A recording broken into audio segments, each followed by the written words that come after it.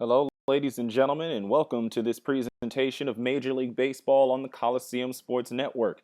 Today, we are bringing you the inaugural games of the Coliseum Baseball Tournament. 16 Major League teams facing off in two double elimination regional pools, and then the winners of those will be facing off in a best-of-5 series. Glad that you could join me today. I'm Raymond Sims here for the Coliseum pregame show. Here to bring you the first of a doubleheader today. It will be out of the East Coast and out of the Eastern region between the Chicago Cubs and the Detroit Tigers. This game, shortly after its completion, will be followed by the Houston Astros and the Oakland Athletics. Now, this 16-team tournament contains just 8 teams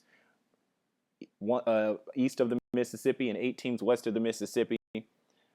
Facing off against each other, as I stated before. Those teams out of this eastern region that the Cubs and Tigers come from include those aforementioned teams, along with the Milwaukee Brewers, the Washington Nationals, the Pittsburgh Pirates, the Toronto Blue Jays, the Chicago White Sox, and the Miami Marlins. I almost said Florida there. And the western region will contain, of course, the Athletics and the Astros, as well as the Los Angeles Angels of Anaheim, the Los Angeles Dodgers, the San Francisco Giants, the Seattle Mariners, the Minnesota Twins, and the San Diego Padres. So all 5 California teams are involved in this tournament. It was supposed to be 4, but the Giants were a late replacement for the embattled Colorado Rockies. On the same token, out of the eastern region, the Washington Nationals, a late replacement for the Philadelphia Phillies. So with the team set and the game's just about ready to go, we'll start things off again with the Cubs and the Tigers. It'll be Jake Arrieta on the mound against Max Scherzer. And we'll take a quick look here at the lineups before we head into the game. For the Cubs, or for the visiting Tigers, we'll go first with them. It will be Austin Jackson leading off and playing center field. Ian Kinsler playing second base and batting second. Miguel Cabrera at first base batting third. The designated hitter, Victor Martinez, will bat cleanup. J.D. Martinez will play left field and bat fifth. Torrey Hunter, the right fielder, will bat sixth. Nick Castellanos will be playing third base and bat seventh. Alex Avila will be the catcher and bat eighth.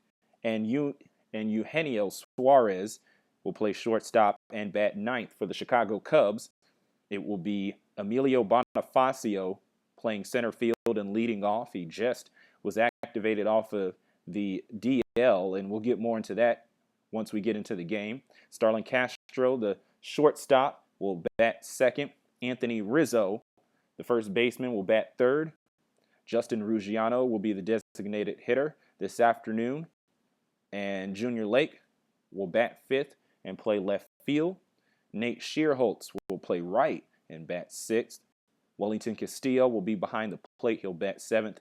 Luis Valbuena will play third and bat eighth. And Arizmendi Alcantara will play second and bat last. So as said before, Arrieta versus Scherzer. We're ready to go here from Detroit. Just stay tuned, as we'll be ready to go shortly.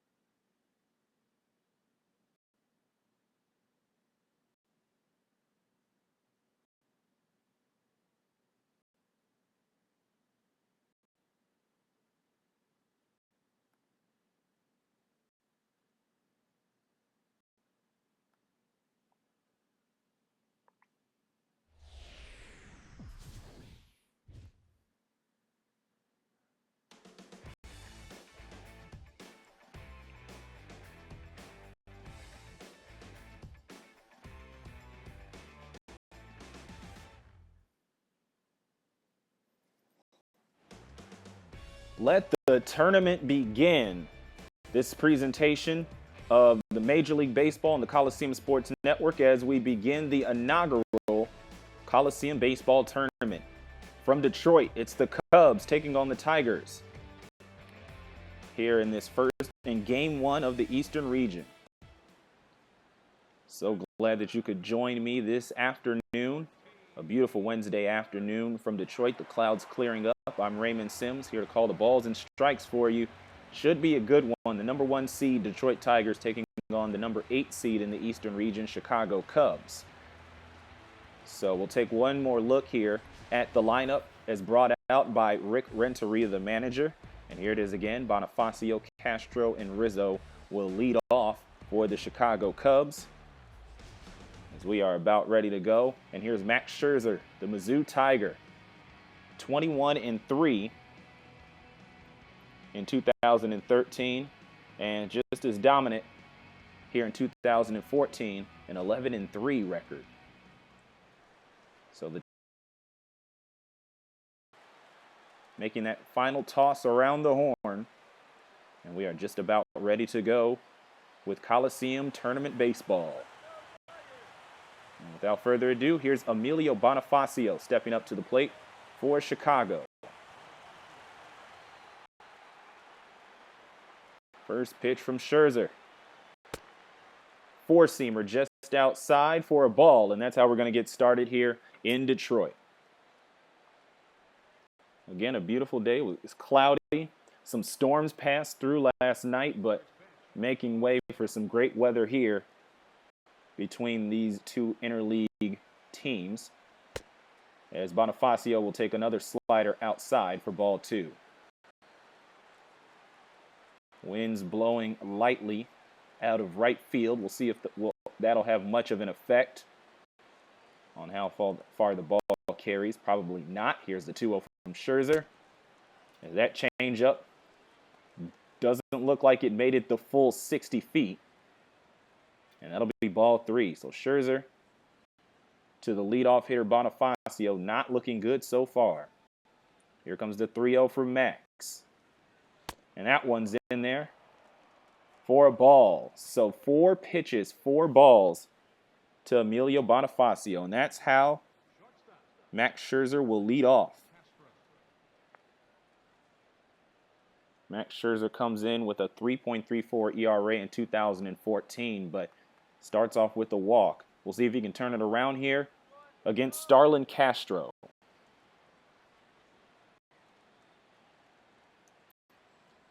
Starlin Castro was an all-star this year. He'll take a fastball out. 5 balls for Scherzer. Let's see if he can get that control, because he's not getting the Cub hitters to chase.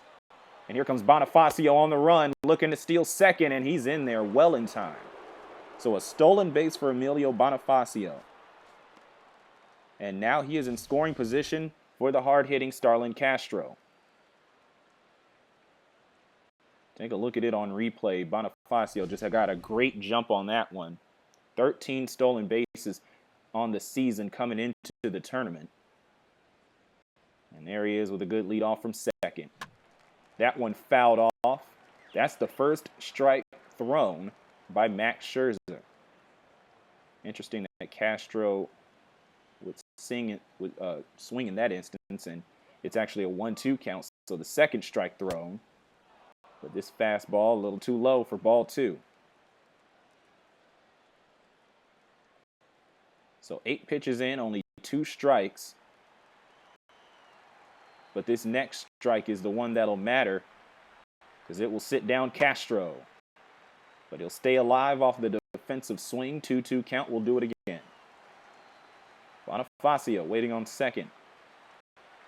Cubs taking their first swings here from Detroit.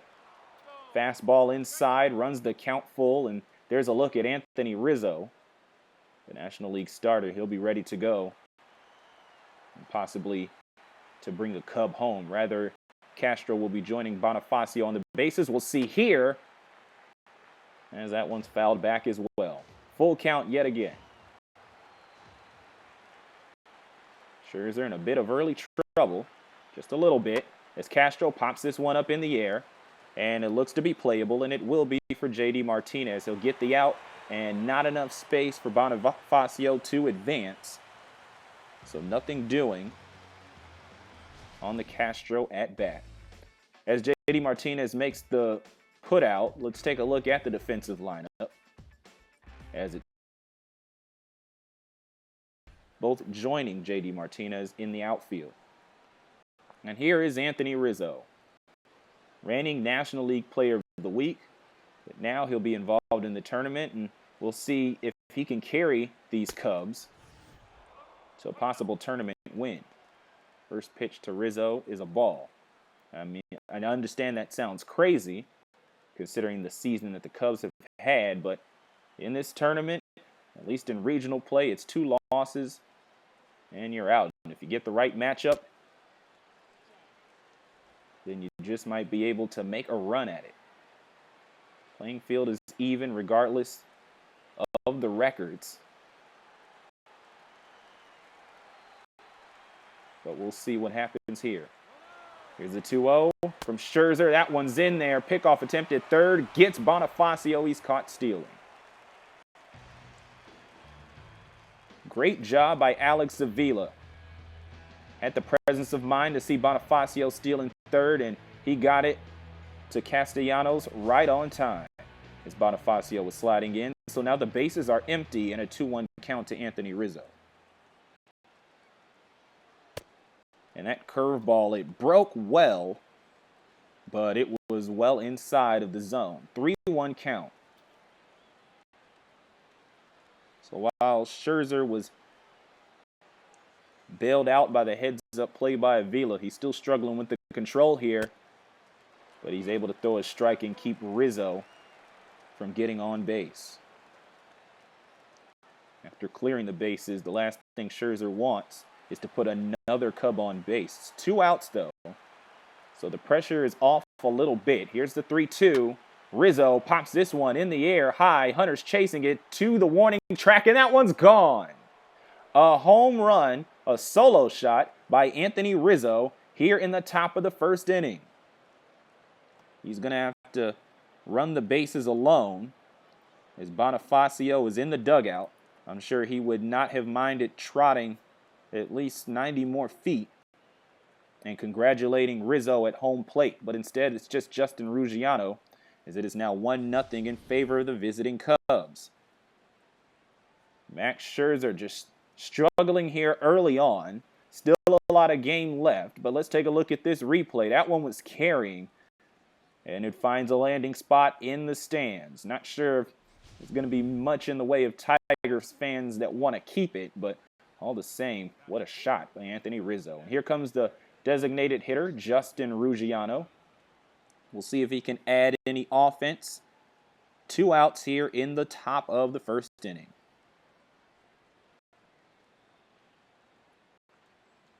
Ruggiano only 4 home runs on the season compared to Rizzo's 25.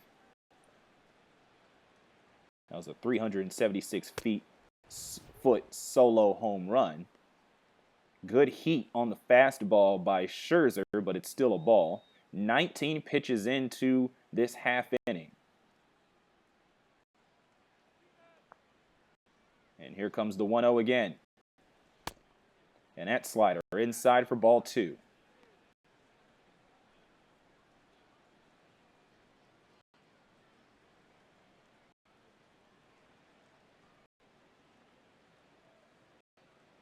Here comes pitch number 21, the 2-0, the delivery from Scherzer. That one outside. Fastball for ball 3. So we are making our way down the lineup here. As Scherzer is having trouble closing out the inning. 4 pitches, 4 balls, yet again. We saw that happen to Bonifacio, and now it happens to Justin Ruggiano.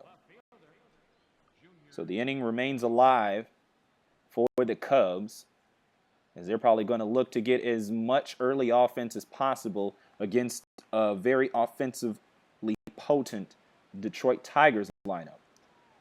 Here's Junior Lake up at the plate. Starting left fielder. Take that fastball inside, and that's strike 1. Scherzer got some heat on it. Did a good job of establishing the inside zone on that pitch. He's going to need at least 2 more of those to close out the inning. Ruggiano on first, and Lake fouling off.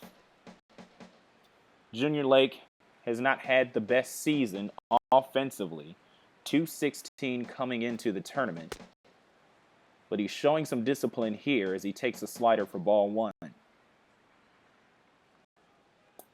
Should be noted that the stats that I'm listing, I'll only be looking to do for these first games for each of these teams. Of course, this tournament will have its own stats that will be kept moving forward. Lake jammed on that pitch and fouls it off. So 1 ball and 2 strikes again. 2 outs. Ruggiano on first. Lake takes a pitch and he strikes out looking. So we won't see any additional offense, but Rizzo taking off on a pitch to right field makes it 1-0, and the Tigers will come up to bat for the first time.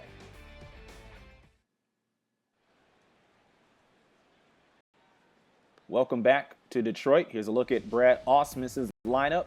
It'll be Austin Jackson, Ian Kinsler, and Miguel Cabrera all due up in the opening half inning for the Tigers. And they will be taking on Jake Arrieta. With the departure of both Jason Hamill and Jeff Samardzija, it's a case of next man up. Arrieta has had a great season, but now he'll be looked to as the ace moving forward here in 2014. He comes in with a 2.12 ERA and a 5-2 win-loss record, so he's been holding up to that standard very well. Here's a look at the defensive lineup behind him, with Castillo in front of him to make the battery. Both defensive lineups, as well as the batting orders, are brought to you by Majestic. Speaking of Majestic, a nice view of Comerica Park. Very well filled on a Wednesday afternoon. Fans excited for some tournament play and to see their Tigers hopefully advance. As Austin Jackson comes up to the plate. First pitch from Arrieta is low, below the knees of Austin Jackson for ball 1. Austin Jackson, the Texas native from Denton, just north of Dallas. Facing a 1-0 pitch. And Arrieta unsuccessful in establishing the inside zone for ball 2. Austin Jackson has been a good leadoff hitter, decent leadoff hitter, I'll say that. He's batting .268, just below average. Pops this one back for strike 1. 4 home runs, which seems like a power outage compared to the rest of his team, but he still does have 28 RBIs in 92 games. Another strike in there. 2 balls and 2 strikes to Austin Jackson.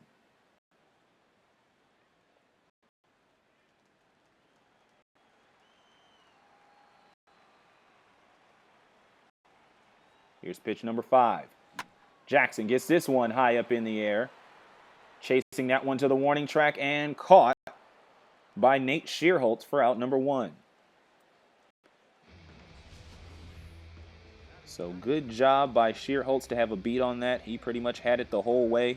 He didn't even have to exert that much effort. Just had to keep his head up for the wall. And here is Ian Kinsler, the second baseman. He's going to look to get on base here. 5 pitches into Arrieta's outing. Here's the first pitch. 12-6 curve. Breaks a little bit. Not as much as you'd expect a very strong 12-6 to go. But it is still strike 1 as that one falls in the zone.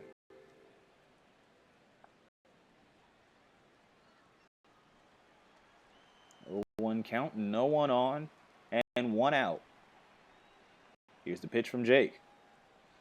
And that one well outside, fastball for ball 1.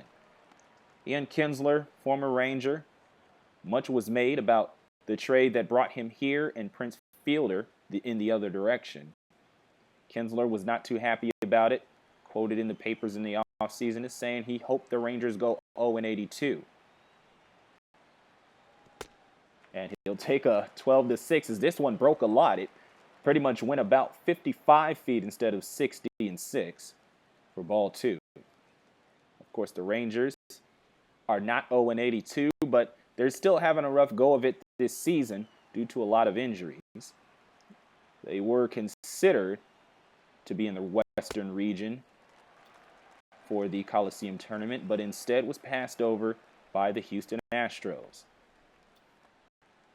But once the Rangers get it together in 2015, we'll see if the competition committee will give the Rangers a look. But for now, Ian Kinsler will take his base.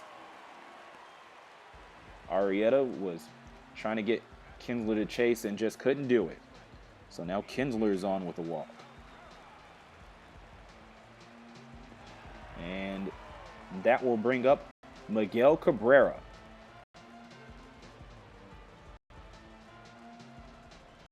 Not the kind of person you want to see with the man on base that you just walked, but Arrieta is just going to have to deal with it all the same. First pitch to Cabrera, fastball outside for ball 1. Not going to be surprising if Arrieta happens to pitch around Cabrera. So Cabrera gets on with the walk. You may understand why, because Cabrera is a very dangerous hitter, to say the least. That one in the zone and is knocked to right center field, hits against the wall, collected by Bonifacio, and Cabrera is on with a triple. So an RBI triple by Cabrera. Like I said before, Miguel, very dangerous with the bat, and he is able to spot it just right that he's able to pick up a 3-bagger and bring home Kinsler. Seems like just mere seconds ago that Ian was on base, but he's home now, and the Tigers tie it up 1-1 in the bottom of the first. So here is Victor Martinez up at the plate. Swing and a miss on the fastball for strike 1. Brad Ausmus probably giving Martinez the green light. I mean, that's essentially his job these days. He is listed as the designated hitter. Jams up on that pitch that was well inside the zone for strike 2. There's a number of players in baseball, or at least in the American League, that are solely designated hitters and nothing more because of the potency of their bat. See if Martinez can bring Cabrera home on the 0-2. He'll take a pitch here. So after taking a couple of wild swings, he lays off. I mean, the last pitch was, or that 0-2 pitch was inside the zone. So it was only right for Martinez to decide to make Arrieta work for it. And here comes the 1-2. That one is outside of the zone. 2 balls and 2 strikes to Victor Martinez.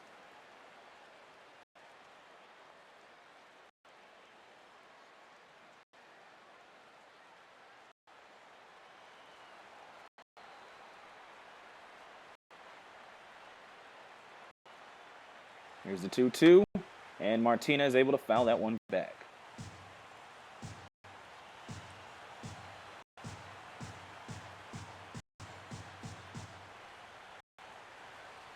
The 2-2 again. That one outside runs the count full. And the Tigers fans getting excited here after Max Scherzer struggled and relinquished the lead in the top half inning. The Tigers on the verge of taking it right back early on. Here's the payoff pitch. That one hit. It will drop into left field. Cabrera will come home, and that is an RBI single for Victor Martinez. It is 2-1 now in favor of the homestanding Tigers.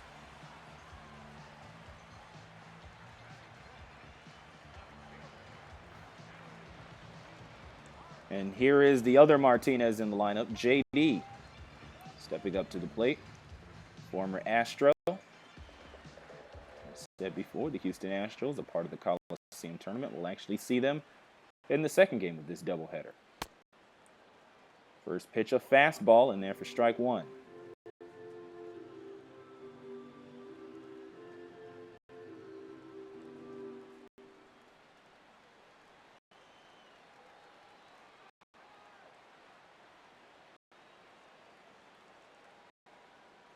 And the 0-1 fastball in there for strike two. One man on, only one man out here for the Tigers as they are looking to put on some more runs in the bottom of the first. Here's the 0-2 to JD. Moves the shoulders, doesn't take the bat off of it. He saw it was a ball, and he will take it.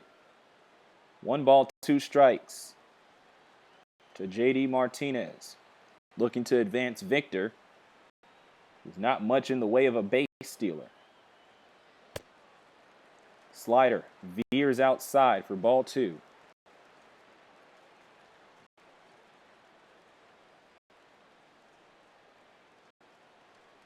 And so now it's getting pretty interesting here for the Cubs starting pitcher. After it looked like Scherzer was in trouble, Scherzer is doing just fine by comparison. This one popped up to right. It could carry, but it won't, as Schierholtz is back on the warning track and able to collect it for out number 2.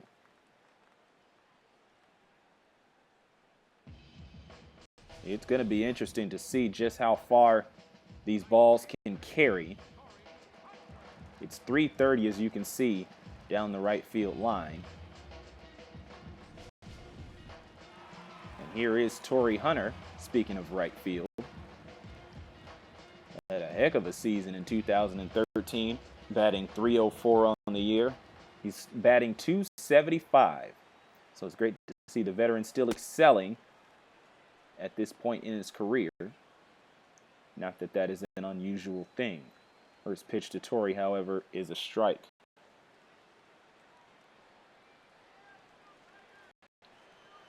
Hunter, a Pine Bluff, Arkansas native, will look to advance. Victor Martinez waiting there on first. This one rounded up to Alcantara, and the out made it first.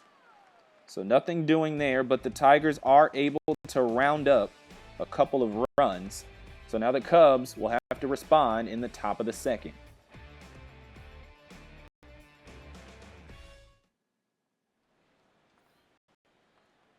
And here is Nate Schierholtz coming up to the plate. Career high 21 home runs last season. This season, he has 5. So maybe not as much power as we head down the home stretch of the season post All-Star break. But he did have 31 RBIs. So he's making contact. He's driving in runs, but just not going over the fence. We'll see if the power can come back here in the tournament. His team is down by 1 run in the top of the second. Here's the 0-1 from Scherzer. Swing and a miss. Changeup got him good. And now he's in the hole. 0-2.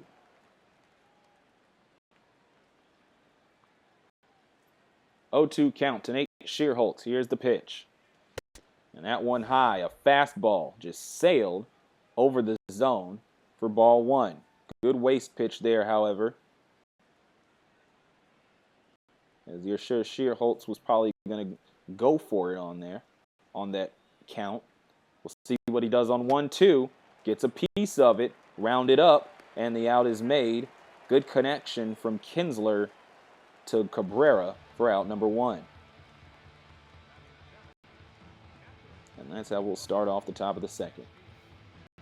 Here is the catcher, Wellington Castillo, 274 in 2013, 241 in 2014. But he has been a heck of a catcher behind the plate in both years. This one got some good air, but will sail foul. Again, the wind coming out of right field. So it's probably going to push some balls over if they head to left field. So Castillo going to have to aim a little better. Won't swing this time around as he'll take the changeup for ball 1.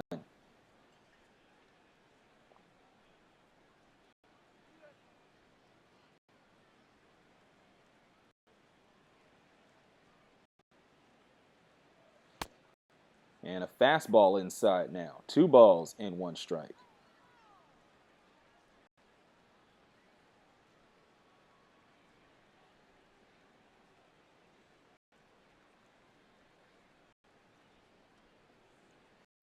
Here comes the 2-1 from Castillo.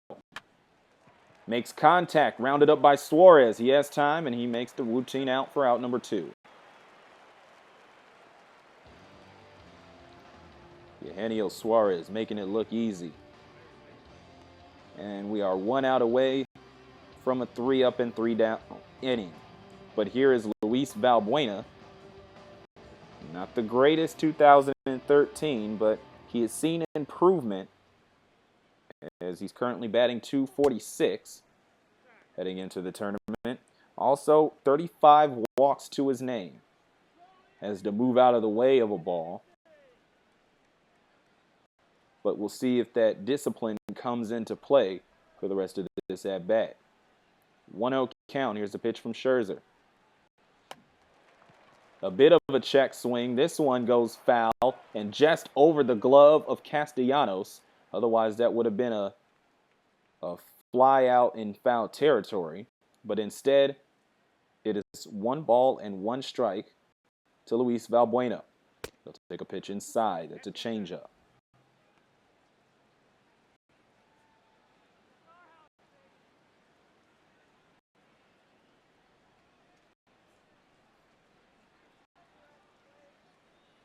Here comes the 2-1. That one in there. Fastball with some heat. 2 balls and 2 strikes. Valbuena trying to keep the inning alive. As defensively, the Cubs is half inning. Looking to tie things up. That one outside runs the count full. And here's a look at the rookie, Arismendi Alcantara. He's been off to a great start since he debuted with the Cubs. He's actually batted earlier in the lineup as this one is fouled back. Alcantara has actually been batting earlier in the lineup since he's debuted, but at least today he's batting 9th, and we'll see what effect that has on the Cubs offensively. And there it is, a strikeout to close out the inning. Another backwards K for Max Scherzer. And that'll do it for the top of the second. 2-1 Detroit.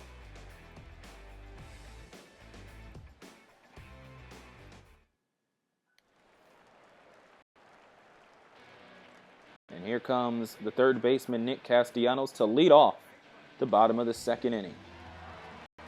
2-1 here from Detroit. And the Tigers are going to look to add some more runs.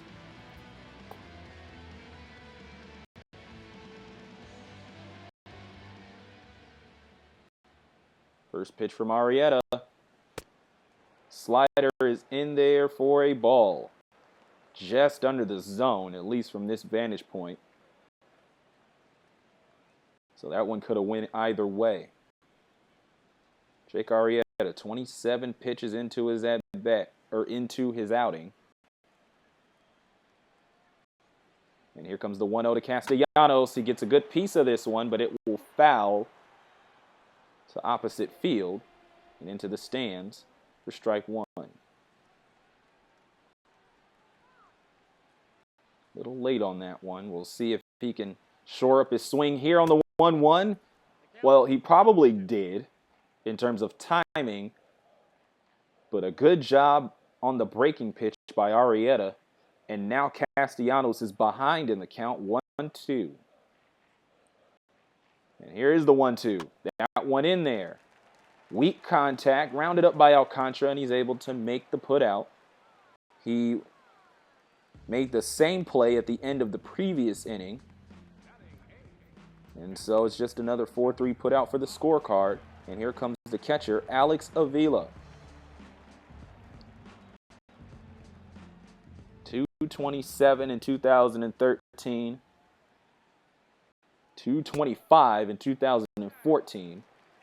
So while it's below average, at least it's consistent. And Avila Takes an obvious inside pitch for a ball.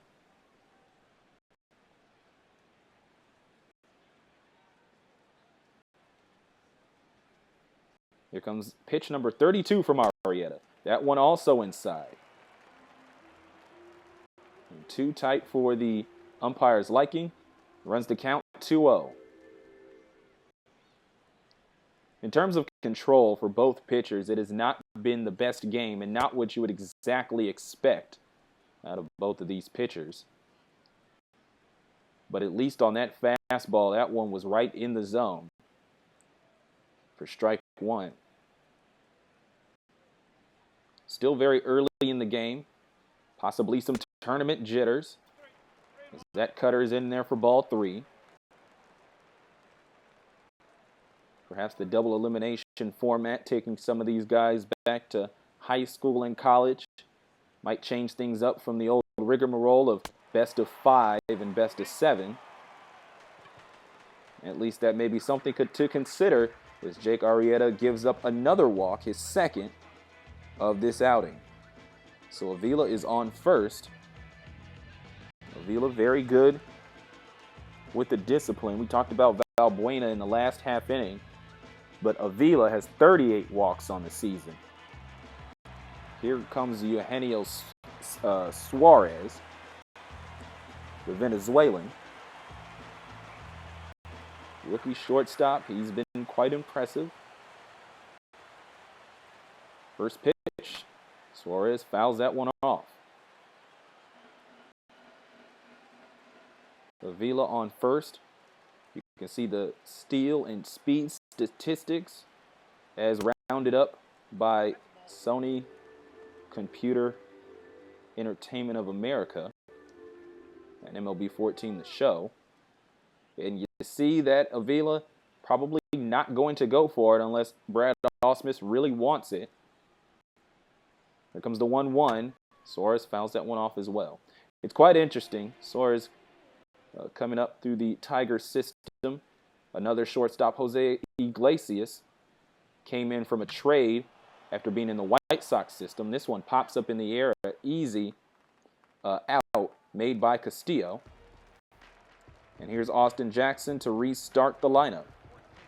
But Iglesias came in. He was the more highly touted one. Eugenio Suarez actually leapfrogged him and finds himself starting for the Tigers. But as said before, pops out to the catcher. So 2 outs here for Austin Jackson, who takes a strike with Avila on first. Here comes the pitch from Arrieta, and Jackson reaching for that one, strike 2. 1 strike away from retiring the side is Jake Arrieta. Due up in the next inning will be Arizmendi Alcantara before restarting the lineup with Bonifacio and Castro. 2 outs here in the bottom of the second and a man on. Jackson hits this one high up in the air to center, but playable by Bonifacio for out number 3. And as said before, the side is retired.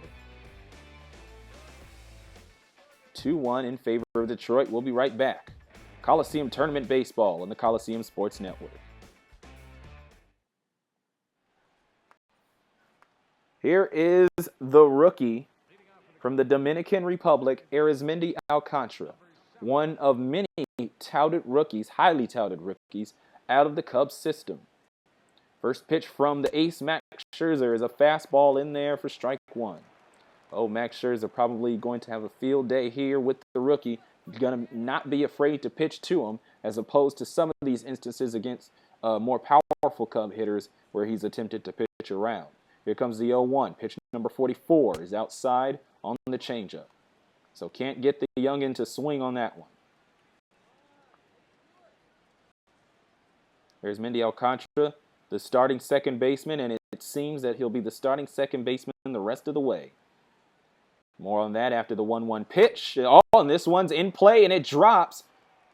And it looks like it'll be a single for the Dominican Alcantara. And that's how we will start off the 3rd inning. So good contact there. Lead. Here comes Emilio Bonifacio. He walked, and when he was on base, he stole second. Got a little zealous, tried to steal third, and was caught stealing. We'll see if he can do it again as he takes the changeup for strike one. But Alcantara, now the everyday second baseman, it seems, for the Cubs the rest of the season. After Darwin Barney, the longtime starting second baseman, was designated for assignment. A great second baseman defensively, as Alcantara's going for it, and he slides in no problem. So he'll steal the base to lead off the inning after we just saw Bonifacio, who's now at the plate, do that at the beginning of the game. So just as I was speaking him up, he's making some big plays, gets a single and a stolen base. We'll see how much more Rick Renteria wants him to do, and if he'll make him steal third like he did Bonifacio. Bonifacio, meanwhile, facing the 0-2 count. That went inside, and Bonifacio will take it for ball one. There's actually a lot of big moves made by the Chicago Cubs leading into this tournament. One of them is said before, Barney being DFA'd. We're about 2 days into that 10-day period, so we'll see what happens to Barney, if he'll be let go or if he'll be off the 40-man. But a very good defensive catcher just couldn't find the bat couldn't find his bat at the big league level. Alcantara, at least with early reports, has done a better job of doing that. Bonifacio fouls this one off 2-2 once again. And even 50 pitches for Max Scherzer. Looks to second, throws home, and the two-seamer. First time we saw him bring that one out of the bag. We'll run the count full. Starlin Castro will be due up, none out, and a runner in scoring position for Emilio Bonifacio. Here's pitch number 52. That one, hit in play, drops, and we'll see if that's safe.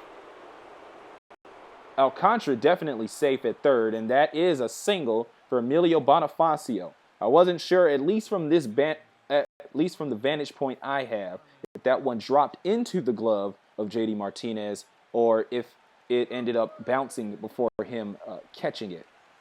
But in fact, it is a single, and it will advance Alcantara to third. We'll see if Starlin Castro can bring him in.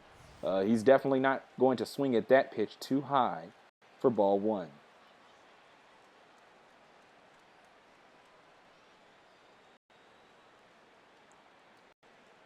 But again, not the most flowery of outings here for either pitcher, even though Scherzer is the one ahead, at least in terms of score. He's on the verge of losing that, though. Here's Castro. He'll take an inside pitch. The four-seamer, 2-0.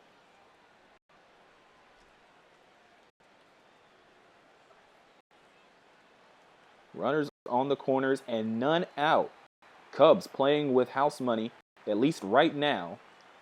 But of course, the Tigers playing at double play depth, going to try to erase this momentum from the Cubs. Castro takes a huge hack, and that's strike one. Two speedy runners on base. If Castro can place it right, then we'll see Alcantara come home for sure, but it won't be on that pitch there. Castro reaching for the outside pitch.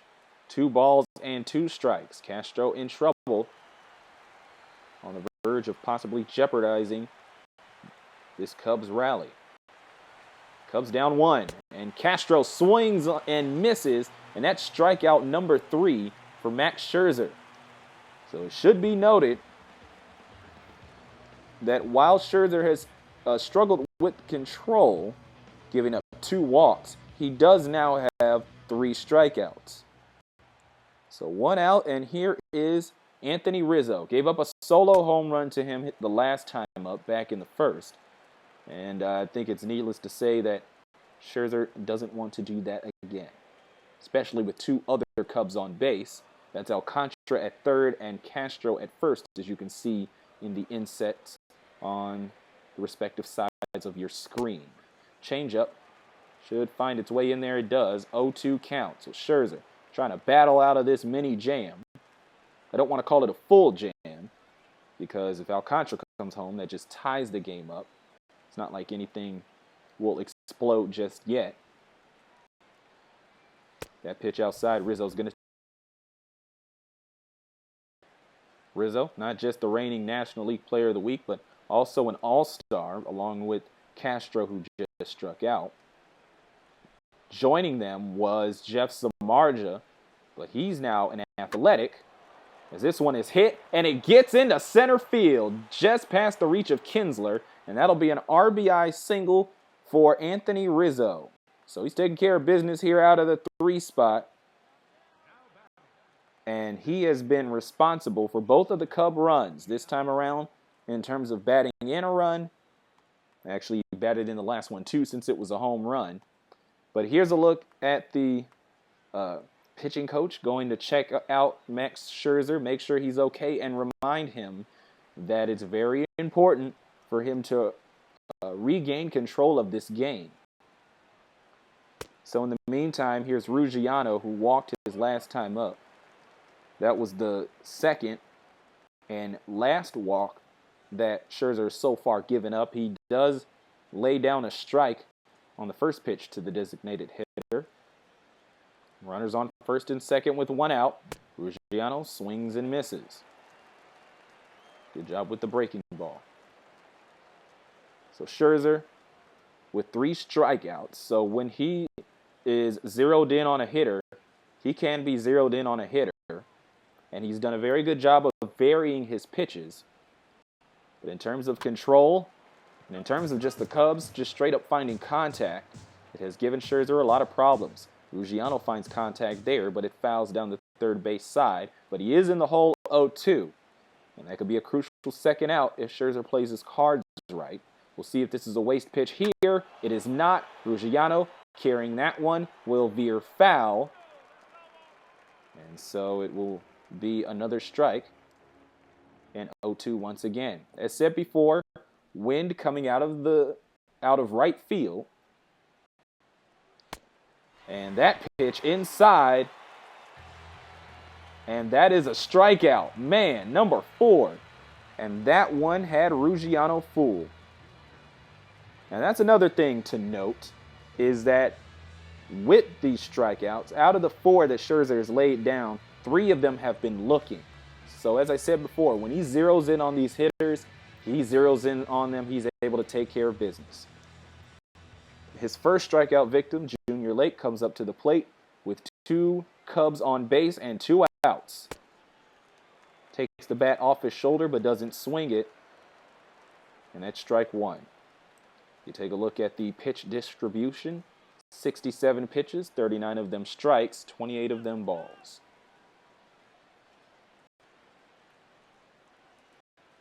Bonifacio on second. Rizzo on first. And Lake taking a pitch yet again. So 0-2 count. It's actually been quite interesting that Lake has been hesitant to swing. He's going to have to do it here. 0-2, reaches out defensively, and he's able to keep his at-bat alive. That might very well be the center of some of his offensive issues during the season, during regular season play. Going to need to swing again on the 0-2 here. He does, just not in time, and that's strikeout number 5, and that'll close out the inning. So after putting 3 men on base and allowing a run to tie things up, Scherzer gets all 3 of his outs off of strikeouts. 2-2 heading into the bottom of the third.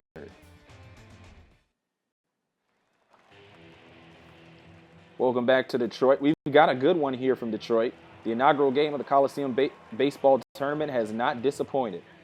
Ian Kinsler going to look to get the crowd cheering again against Jake Arrieta. First pitch from Jake is in there for a ball on the 4-seamer. Kinsler walked his last time up and was able to score a run.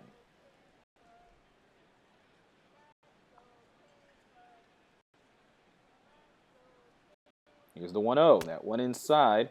Another fastball. Can't get Arrieta to chase.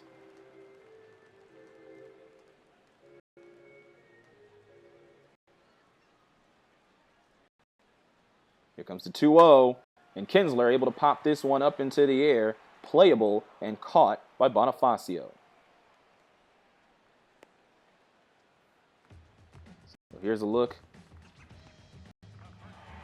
at wins above replacement for position players in 2013. The applicable name you see, Miguel Cabrera. As he comes up to the plate, I think needless to say, he's very important. 7.2 wins above replacement. He's going to look to get something going here. He was able to leg out a triple his last time up, an RBI triple. That was the first run scored for the Tigers. He'll take a changeup for ball one. Kinsler was on base his last time up, but that won't be happening here. Cabrera, at the center of, at least for the past few years, has been an intense debate over who you would rather have on your ball two. Now, we saw the wins above replacement graphic just go up. And the other name that may be applicable to this debate, Mike Trout of the Angels, as Cabrera fouls that one back. 2 balls, 1 strike. So some people would rather have Miguel Cabrera. Some people would rather have Mike Trout, as Cabrera swings defensively at a breaking ball.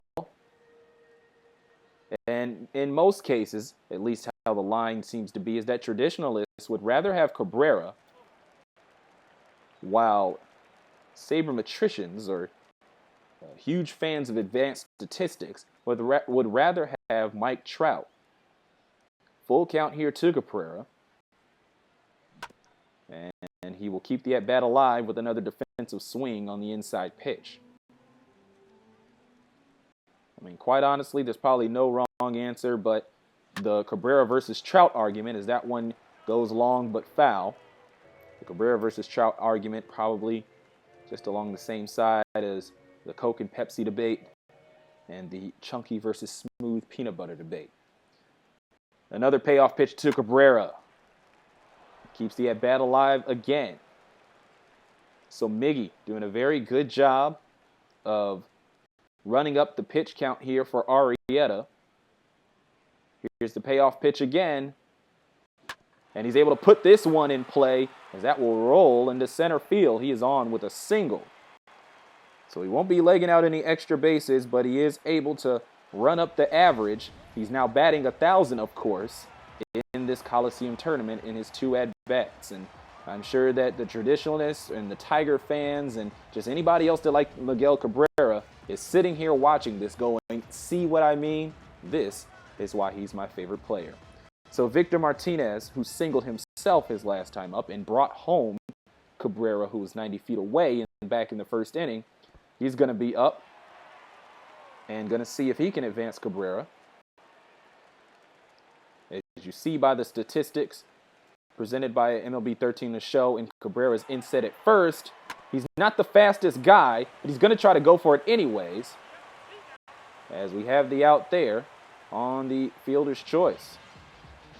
So a good hit and run, successful hit and run by the Tigers will advance Cabrera as J.D. Martinez will come up to the plate. So J.D. Martinez,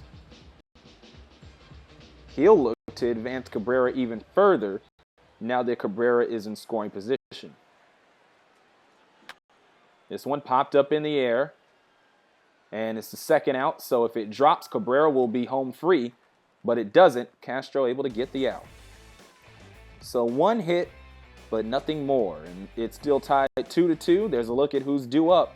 Cubs going to try to take control in the top of the 4th. Nate Shearholtz went 0 for 1, grounded out in the second inning, but he's going to look to generate some offense and give the Cubs the lead back, the one that they had for such a short time in the top of the first inning. First pitch, he swings on it, and that goes foul.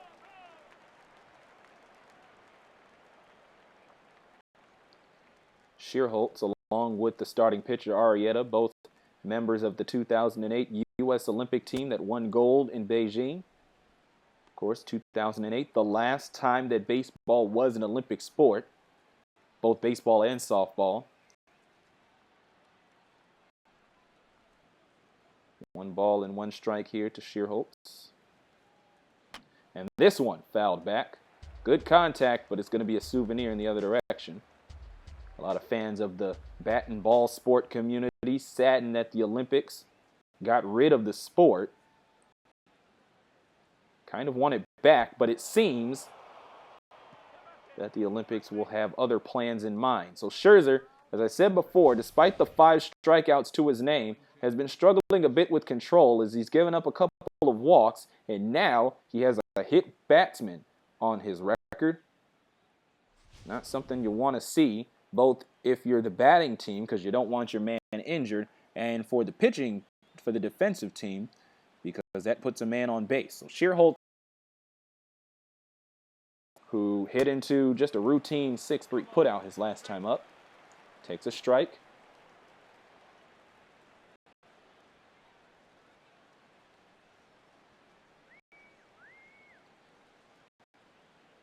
Scherzer, as you can see, about 50-50 to take off in terms of speed, not in terms of aggressiveness. Castillo hits this one high up in the air, but no problem there for Jackson to collect it. Scherzer will remain at first, and that's out number 1.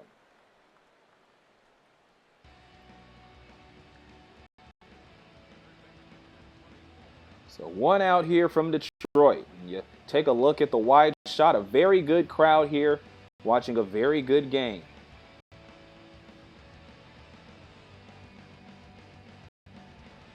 Two all, 1 out, 1 on for the Chicago Cubs. Luis Valbuena struck out looking, but he'll put this one in play, and it looks like a 4-6-3 double play to close out the inning. Great defensive work by the Tigers. First double play of the tournament, and it's a beautiful one. Weak contact by Valbuena, and that'll close out the inning. Tigers going to look to take the lead in the bottom of the 4th.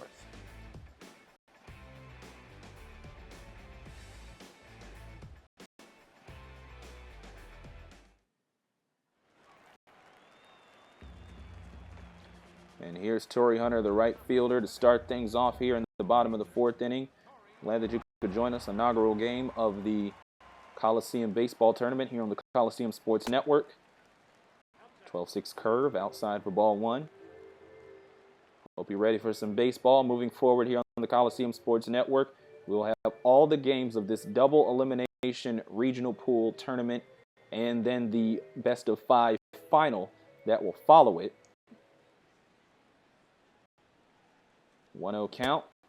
Hunter will take the fastball for ball 1, or for ball 2 rather. My apologies. The Tigers, one of the favorites to come out of the American League to represent the AL in the World Series. As that one fouls off. They also find themselves as the number 1 seed here against the Chicago Cubs. And of course, you can't help but look at them as the favorite. As Hunter takes the cutter. Castellanos due up, waiting on deck. But you can't help but to not count out pretty much anybody in this tournament, even some of the other teams that have struggled during the MLB regular season, because the format is so different. But Hunter hitting this one into left field, so hold that thought, but Lake is able to collect it for out number 1.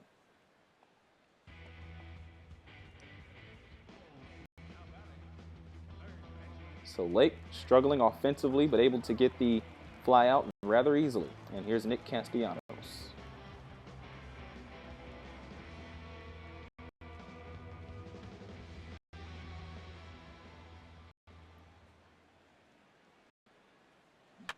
First pitch from Arrieta fouled off, would have been over the plate for strike 1.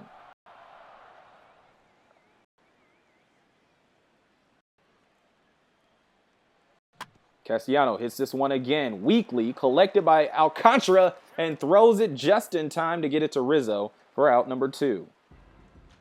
Great glove work by Alcantara, and wouldn't you know it, that is the exact same way Castellanos was thrown out back in the 2nd inning. So Alcantara flashing the glove. And here's Alex Avila. Walked his last time up. He's the team leader in walks. The team leader in walks. Had to check on that there. Gonna look to do it again here against Arrieta. Arrieta, so game. He's only allowed 2 runs, which is pretty much in line with his 2.12 ERA coming into the tournament. But he has given up 2 walks so far. As that cutter is in there for strike 2. So he's knocking on the door here for his first strikeout. We'll see if Avila will relent or he'll be able to put the ball in play.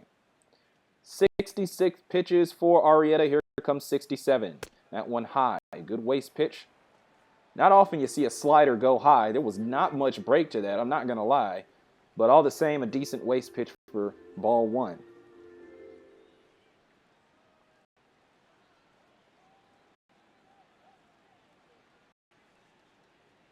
Here's the 1-2. And that one popped up in the air, so it won't be a strikeout. But this one will pop up into fair territory. Easy out for Rizzo to close out the inning. 3 up, 3 down. Side is retired for the Tigers.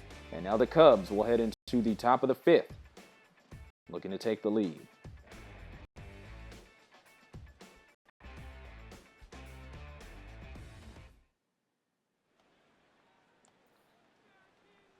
It's the Coliseum Baseball Tournament on the Coliseum Sports Network. Glad that you could join us here from the Motor City, Detroit, in Comerica Park. Here's Mendy Alcantara back up at the plate. We've seen him do some fun stuff with the glove. We saw him get on with a single and steal a base his last time up and eventually come home to tie this game up. We'll see what he can do here in the top of the 5th.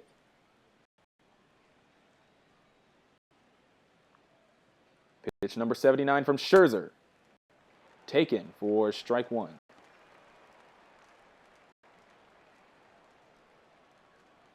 As I noted earlier in Alcantara's first at-bat, he's one of several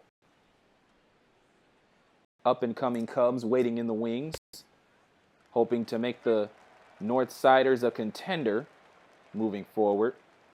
You may recognize names like Jorge Soler, Chris Bryant, Javier Baez, all of those guys still down in AAA Iowa, and some other names as well down in AA Tennessee. But for now, it's just Alcantara up at the top, and they'll be sure to join him soon. Speaking of Cubs joining their teammates, looks like Alcantara will join his in the dugout, as that one is a flyout for out number 1. And here is Emilio Bonifacio back up. Walked in the first, but singled in the third. So 1 for 1 officially. Pitch number 82 from Scherzer is ball number 32. So 50 to 32 ratio in terms of strikes to balls.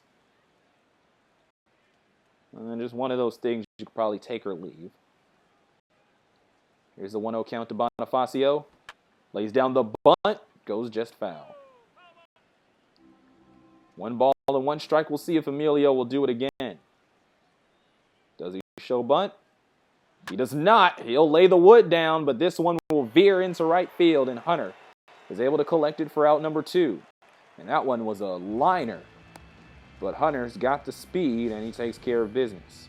So 2 outs. And Scherzer looking to retire the side unscathed. Here is Starlin Castro. One of 2 Cubs to make position players to make the All-Star game.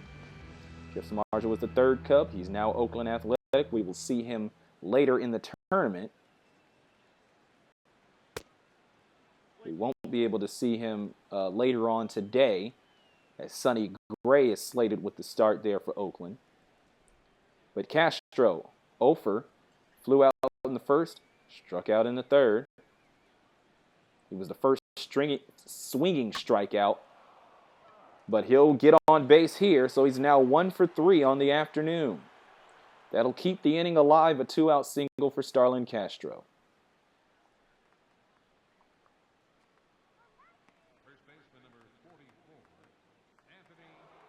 So Scherzer can't get out of the inning unscathed, but he does have the opportunity to leave Rizzo holding the bag. But if you look at the stats here, might not be in Scherzer's favor. 2 for 2, a home run and an RBI, home run and an RBI single. Though that's of course 2 for 2 with 2 RBIs. I had to make sure I called that right. But with Scherzer running up the pitch count, he's at number 86. Corey Neville is in the bullpen right now for the Tigers. But if we're seeing the last of Scherzer within this next inning or two, he's going to want to close out strong. 1-0 count, 2 outs, and a man on. Scherzer throws one away for strike for ball 2. Alex Avila, quite the catcher, very good at calling a game. May not have the numbers offensively, but he's been very valuable for the Detroit Tigers. They're going to look to make sure that his ace Max is all right. And like I said before, Scherzer going to want to close out this outing very strongly. Castro at first, Rizzo at the plate facing a 2-0 count. He'll leave the bat on the shoulder. He'll take the changeup for strike 1.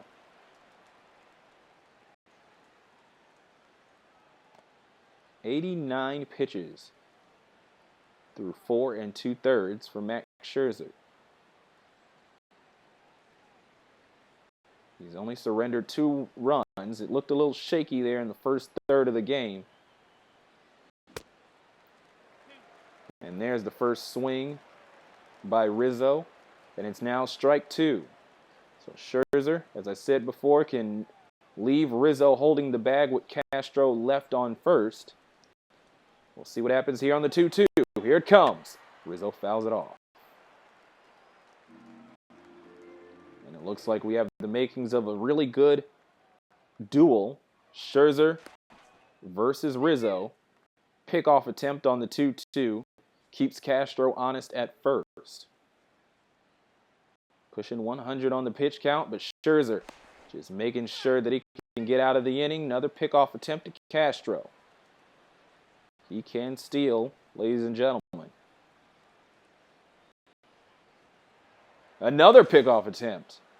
Really trying to keep Castro there. He does not want any movement, though it is interesting to consider since it's 2 outs and you wouldn't want Castro running anyways.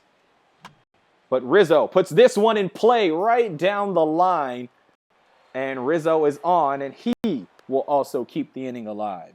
So 2 consecutive 2-out singles for the Cubs, as the Cubs are looking to take the lead back that, as I said before, they relinquished back in the first and were able to tie things up back in the third. So here's Justin Ruggiano. He walked his first time up and struck out looking his second time up. Here's his third at bat. And he's going to look to bring Castro home from second. He'll take the fastball low and outside. Scherzer can't get the second out here. But him and Avila as the battery. They're going to look to do what they can against Ruggiano. Scherzer has struck him out before. He's going to look to do it again. Slider is in there for a ball. 2-0. Just outside. And I'm sure that the Tigers fans aren't happy with that one. The Cubs fans that have traveled from Chicago, or some that just live in Detroit, they're pleased with it for sure. We have a great turnout here. As you can see, both allegiances standing up for their team, trying to cheer them on, hoping Ruggiano can bring a Cub home, hoping Scherzer can sit a Cub down. He only needs one. Swing and a miss on the breaking ball. 2 balls and 2 strikes. Scherzer couldn't close out Castro, couldn't close out Rizzo, and for that he has 2 Cubs on base. But he can sit down Ruggiano for the second time in this game. Here comes the 2-2. Outside, and that runs the count full. 3-2. If Ruggiano can get on base, Junior Lake is due up next. Junior Lake has struck out twice in this game. So 90 feet will probably not be enough. Runners are going, and that's a strikeout inside. Ruggiano goes down with a backwards K for the second straight time, and it is still 2-2 heading into the bottom of the 5th.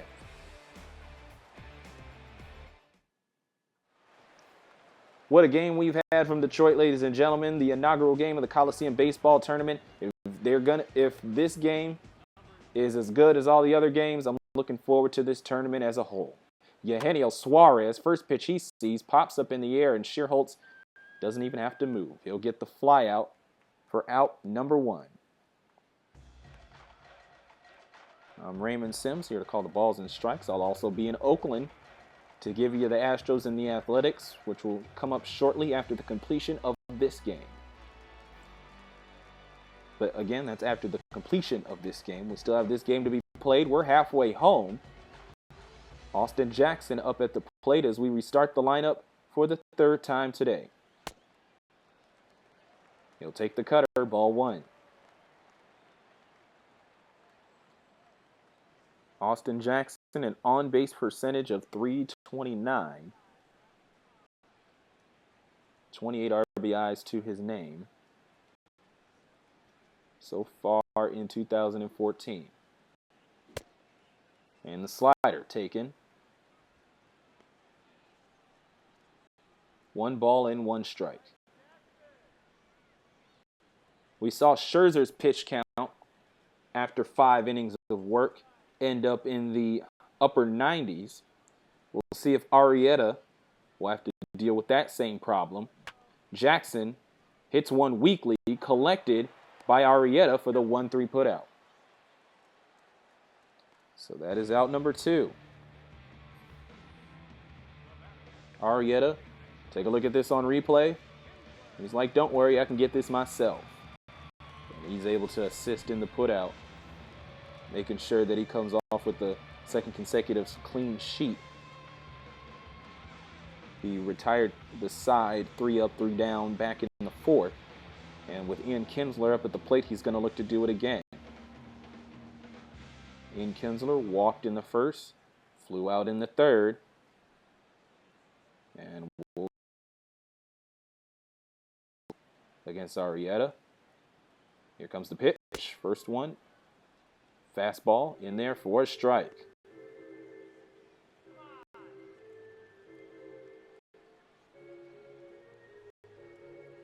So Arrieta has yet to record a strikeout.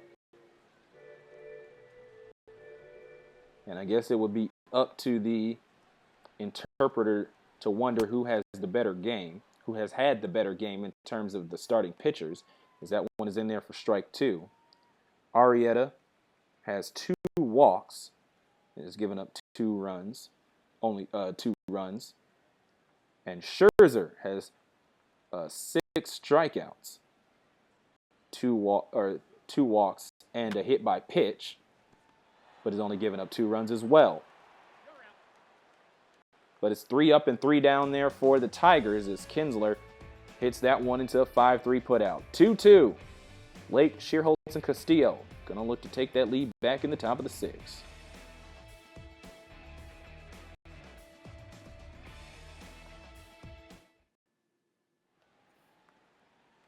Here's Junior Lake, who was waiting in the wings at the end of the 5th inning. Corey Neville, now joined by Ian Kroll.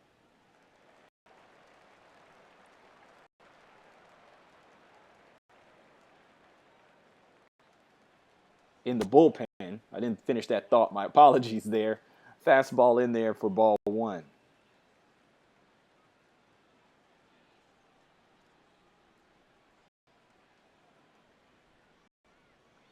One count As Scherzer hits the century mark on pitches, number 101 goes foul down the third base side. Lake has struck out his last 2 times up, and he's just had a rough go of it all season. Just over the Mendoza line in terms of hitting, 216 coming into the tournament. If the Cubs want to advance, even though they're surely the underdog, is the 8th seed in the region, in the Eastern region, they're probably going to need some help from the bat of Junior Lake. Not that there hasn't been a share of power from the upstart Cubs. 2 balls and 2 strikes. Pitch number 104 for Scherzer. So his day might just be about done, depending on how much Brad Ausmus pays attention to pitch counts. It's not exactly time for panic yet. Scherzer has allowed only 2 runs and has 6 strikeouts to his name, including closing out the previous inning with a strikeout to Justin Ruggiano. Count run full here to Junior Lake, looking to get on base for the first time today. And fouled off again. So it's been a good duel here between Junior Lake and Max Scherzer. But I'm sure for Junior, all that matters is the result. What will the result be? Another payoff pitch to Lake. And that fastball is in there. And that's the hat trick. Strikeout number 3 for Junior Lake. So it just has not been his day. That's the second backwards K that you can put on the scorecard. And it's also out number 1 here in the top of the 6th. Take a look at that again. He was trying to be patient. He's been very disciplined, I guess you could say, or very reluctant to swing, depending on how you look at it. And he's paid for it dearly with 3 strikeouts. Nate Shearholtz now up to the plate, was hit his last time up and has to move out the way on the curveball this time on the first pitch. 1-0 count. 108 pitches in. And Scherzer has thrown his share of balls, but again, he now has 7 strikeouts, so it's not like he's losing his stuff too much, as he's still been able to throw plenty of strikes when he needs to. 2-0 count here.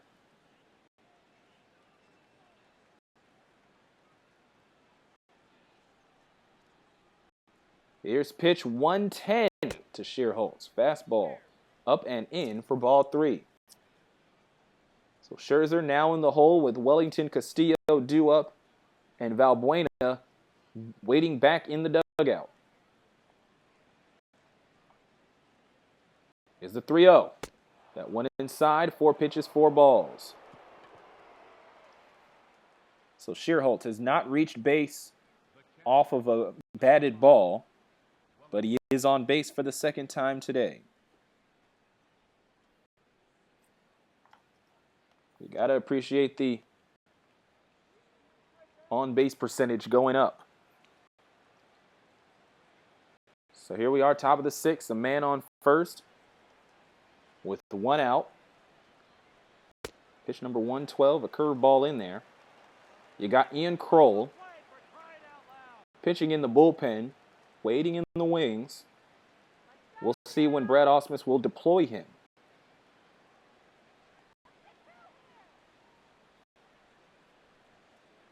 Oh, 1 count here to Castillo. And that one in there, changeup, just at the knees, but good enough to the umpire for strike 2.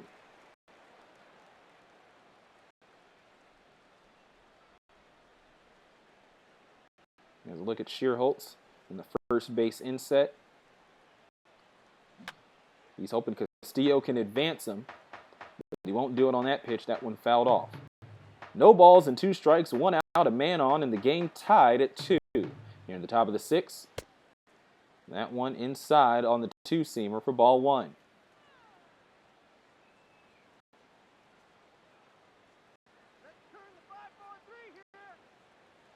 Both the Cubs and Tigers fans are restless as we get later in the game, hoping that their respective team can break this tie, but some good pitching of late by both Scherzer and Arrieta has made it hard for the offense to get going in these last few innings. We're almost reaching 120 in terms of pitches for Max Scherzer. So if you're wondering how much Brad Ausmus worries about pitch counts, probably not a whole lot. As that one fouls off for Castillo. 1 ball, 2 strikes once again. Castillo with an average jump from first, Schierholtz got lost there, but Castillo, who's still at the plate, takes ball 2. 2-2 count. Scherzer looking to show he still has it. 118 pitches in. Here comes the pitch. This one popped up in the air, chased down by Hunter, and he has it right at the warning track for out number 2. That will force Schierholtz back to first.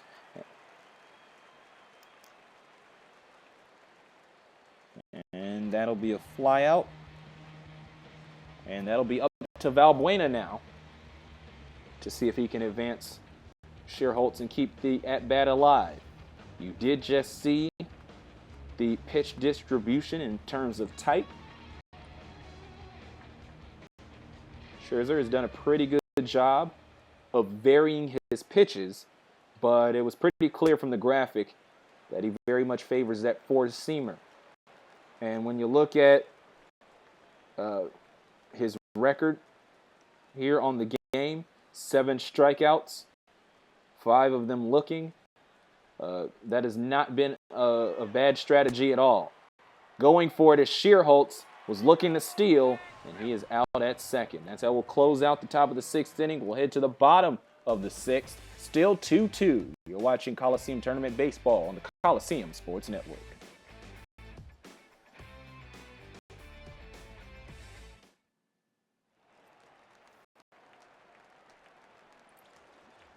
Seems like forever since we've seen Miguel Cabrera, and it's because it is. We lead off the 6th inning here with Miggy, but we haven't seen him since the 3rd inning, back when he had a single. He also started the game with a triple, and the first pitch he sees, he has to move out of the way of for ball 1. Neil Ramirez in the bullpen. He'll be looking to spell Arrieta, at least soon. First pitch in there for ball 2, 2-0 count. Look at the pitch count there on the scoreboard in the upper left half of the screen, and you see that it's night and day compared to how much Scherzer has had to throw. Cabrera fouls that one off. A lot of pitches for a lot of strikeouts. So Scherzer, surely a strikeout pitcher. This one's popped up in the air. Schierholtz chasing it. And the Tigers will get the lead back off of a solo home run by Miguel Cabrera. And when you really think about it, it was only a matter of time. He got a triple in the first. He had a single in the third. And now he launches one into right field for a home run. And just like Anthony Rizzo back in the first, Miguel Cabrera will have to take this walk alone. But considering it's a leadoff hit, I'm sure the Tigers don't mind that at all. It's now 3-2. Let's take a look at this on replay. Arrieta was just looking to put one in the zone to get the strike. But Cabrera, he has probably the best plate vision in all of baseball, and Arrieta pays for it. And after 78 pitches, Jake Arrieta's day is done. Nothing to hang his head on. He's only given up 3 runs. That just so happens to be less than what Max Scherzer has given up. So now it's on Neil Ramirez here, as he will look to hang on to this 3-run game the rest of the way, as he will come in for Jake Arrieta, as Victor Martinez will come up to the plate. That one, 356 feet, as I said before, pretty much in the same spot as Anthony Rizzo's back in the first inning. Victor Martinez up at the plate. Looking to see if he can tee off on the new pitcher. First pitch from Neil Ramirez is a ball. Bottom of the sixth here from Detroit. Tigers take the lead back, and Martinez puts it down. That will roll right into the glove of Junior Lake for a single, a no-out single. And that is Martinez's second single of the game. Able to pull that one. And now he's on first for J.D. Martinez. Could this be the beginning of an offensive rally for the Tigers as they will look to separate themselves here late in the game from the Chicago Cubs?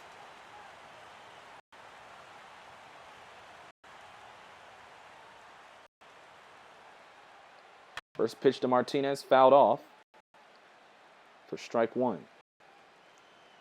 Coming into the All-Star break, the Cubs were 40-54. The Tigers were 53-38. So if you're one to just come into this game, of course you expect the Tigers to run away from this game. And the Tigers have the opportunity to do just that here in the bottom of the sixth against the new pitcher, Neil Ramirez. Breaking ball drops into the glove of Castillo, and there's a strikeout there for J.D. Martinez. And that'll bring up Torrey Hunter. He's flown out and he's grounded out in this game. It'll be up to him to advance designated hitter Victor Martinez.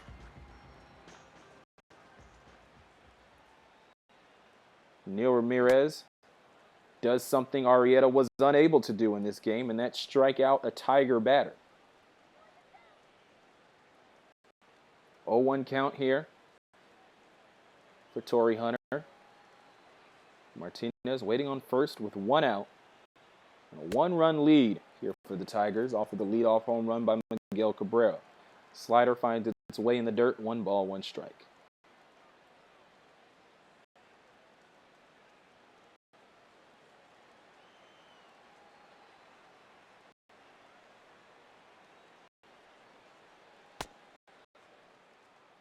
One in there for strike two on the four-seam fastball.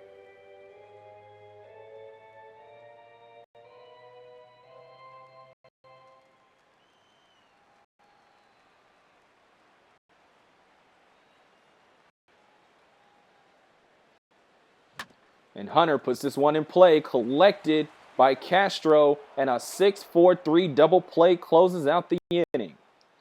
But now without the Tigers coming away with the run, they get the lead back and they lead 3-2 heading into the top of the second. You're watching Coliseum Tournament Baseball on the Coliseum Sports Network.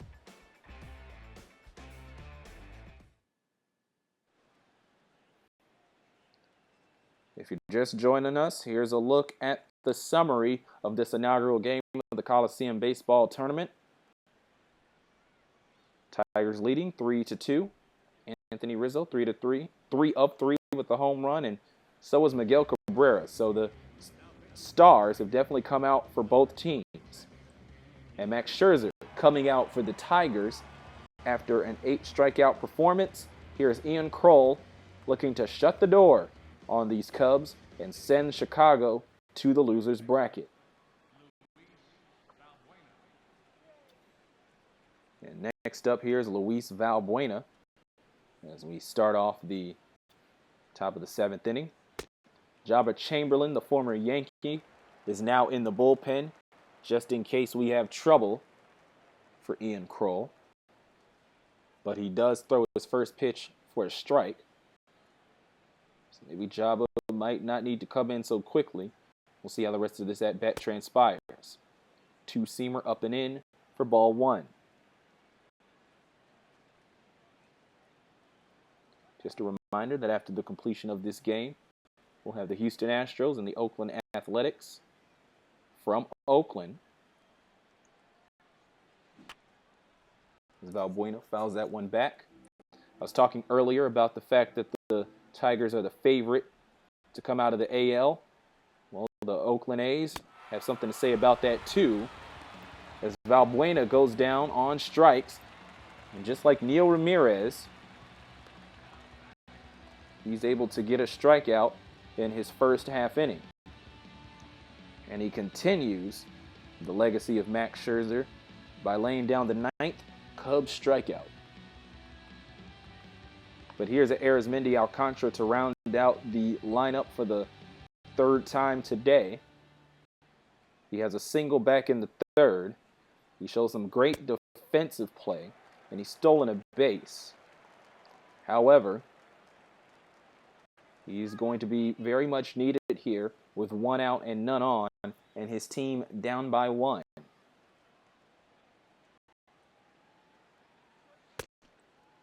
Two-seamer taken for strike 2.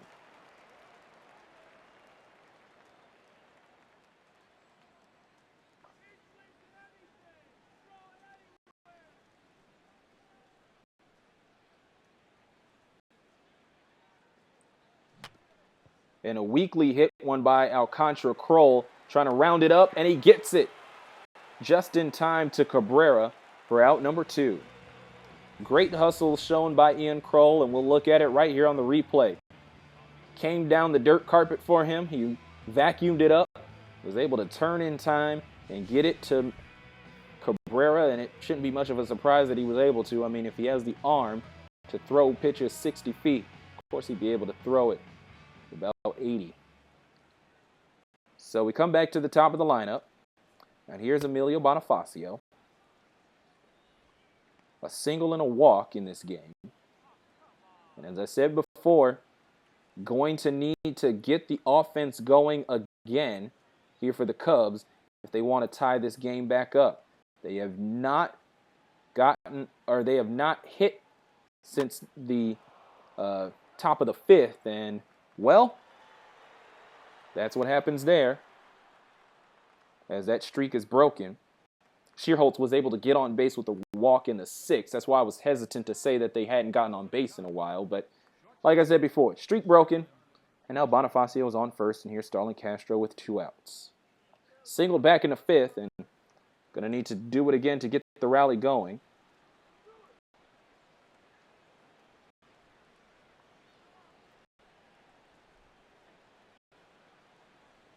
We'll see if they'll send Castro. I wasn't sure if they were going to send runners with 2 outs, but just in that previous inning when Schierholtz was on base, and he's not the quintessential base stealer exactly, we saw Rick Renteria send him. So Bonifacio rather, with much better base stealing statistics, we'll see if Renteria will send him. He's going to have to do it rather quickly as Castro is down to his final strike. 0-2 count, 2 outs, and Ian Kroll, the relief pitcher, looking to keep the Cubs at bay offensively. Won't be able to strike him out, but he is able to get him to fly out. And so it's time to stretch, people. The Tigers leading, heading into the bottom of the 7th. Castellanos, Sevilla, and Suarez due up. Coliseum Tournament Baseball on the Coliseum Sports Network.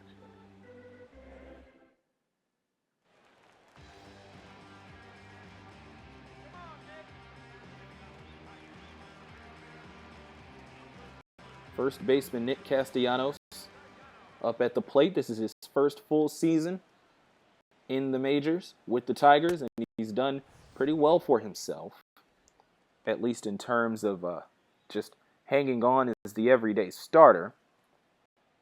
His batting average, not too shabby, 265, 35 RBIs heading into this tournament. But he's grounded out to Alcantara both times. Ramirez, who came in for Jake Arrieta after Arrieta gave up a home run to Miguel Cabrera to lead off the 6th inning.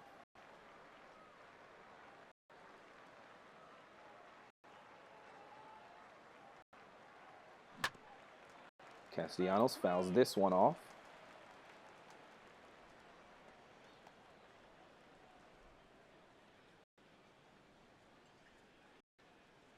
Neil Ramirez 12 pitches into his tenure. And there's 13. Check swing. He got him. Strikeout for Castellanos. So he has not found his way on base. First 2 times at the hands of the second baseman. Third time he strikes out. And here is Alex Avila.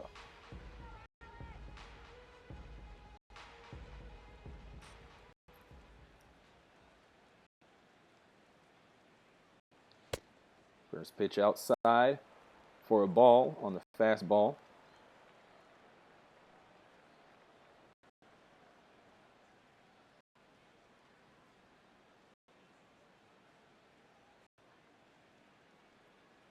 One 0 count. And Ramirez slots the fastball in there for a strike. So wasn't afraid to throw it again after throwing the first one out of the zone.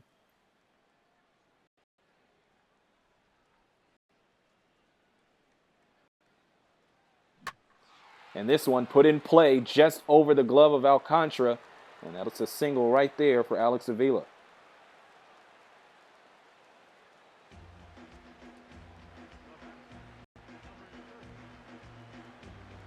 So that's the second hit given up by Neil Ramirez. And here's Eugenio Suarez. Going to look to put up some insurance runs for the Tigers pitching staff. We'll see if it's Ian Kroll who comes back up once the Cubs come up to bat in the next half inning. Jabba Chamberlain was in the bullpen, but Ian Kroll looked pretty good, so we'll see how much mileage Brad Ausmus wants to get out of him. First pitch from Ramirez to Suarez is a ball, 1-0 count. And the changeup finds its way outside for a ball, 2-0. So one pitch inside, one pitch outside. Can't get the young Suarez to chase. Eugenio Suarez from Venezuela debuted on June 4th. And now here he is in tournament play. And here's a hit and run. It's successful as this one will roll into right field. And Scherzer struggles with the ball. Tried to pick it up, had to run back for it. And that gave Avila enough time to advance to third. So now there's runners on the corners off of the base hit by Suarez.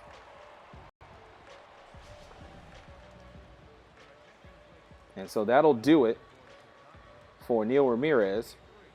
Brian Schlitter coming into the game. We'll see how far he can go.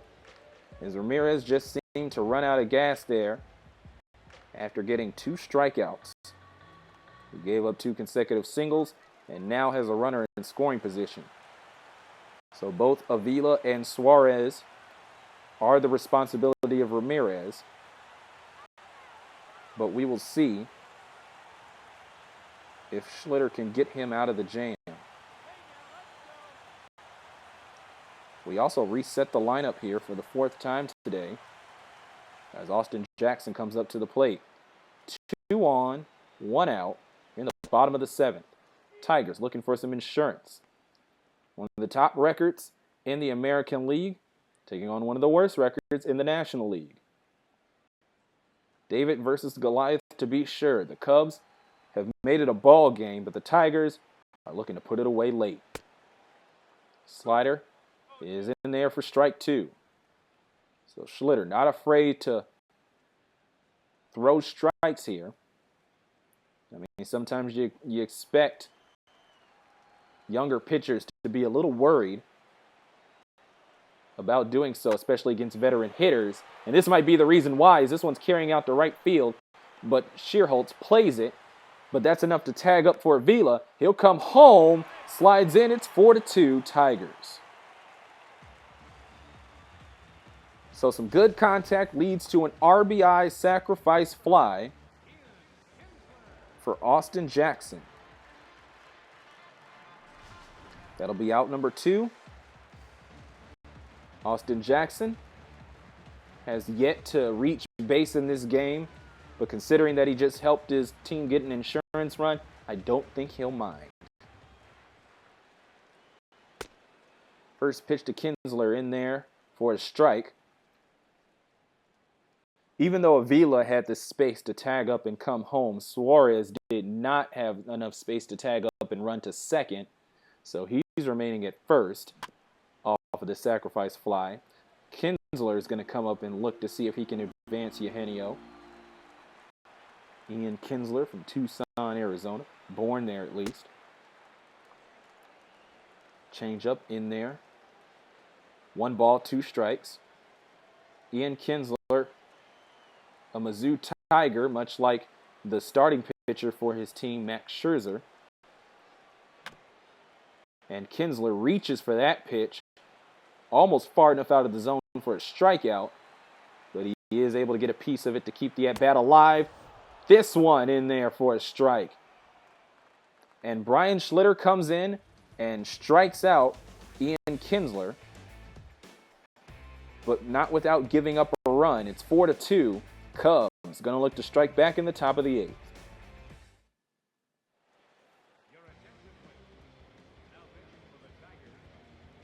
So after an inning, Ian Kroll's day is done, and the former Yankee, Jabba Chamberlain, will come up to the plate. And here is Anthony Rizzo. Let's take a look back at the first inning. He got things going with a solo shot and was part of a first inning for Max Scherzer that made things difficult for him. He was eventually able to come around, would only give up 1 more run. And the Cubs have been stuck at 2 runs ever since. First base line, and the umpire is going to say he went for it.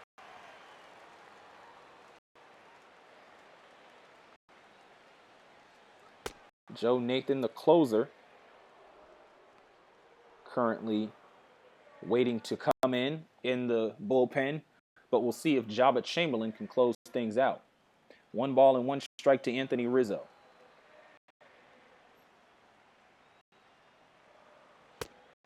That one inside. Fastball zooms by Rizzo. He'll take it for ball 2. It's been well documented the struggles of the Detroit Tigers bullpen in comparison to the powerful starting rotation that they have. So it seems like things have evened out. The rotation has kind of struggled as of late, or struggled somewhat over time in terms of power and control, while the bullpen has gotten a little better with the pieces that the Tigers have brought in. Count runs full on the 3-1 pitch to Rizzo. I mean, these names in the bullpen, quite familiar. You got Jabba Chamberlain, you got Joe Nathan. Those are some guys with name recognition. It's all about the results that you'll bring. And the result that's brought there by Chamberlain is a walk to Anthony Rizzo. That's his first of the game. And though it is not a hit, Rizzo has reached base each time he's come up. Speaking of days being done, here's Ryan Sweeney coming in to pinch hit for Justin Ruggiano. Ruggiano walked in the first and struck out his last 2 at-bats. So Rick Renteria, hoping that a change of pace here can get some offense going for the Cubs.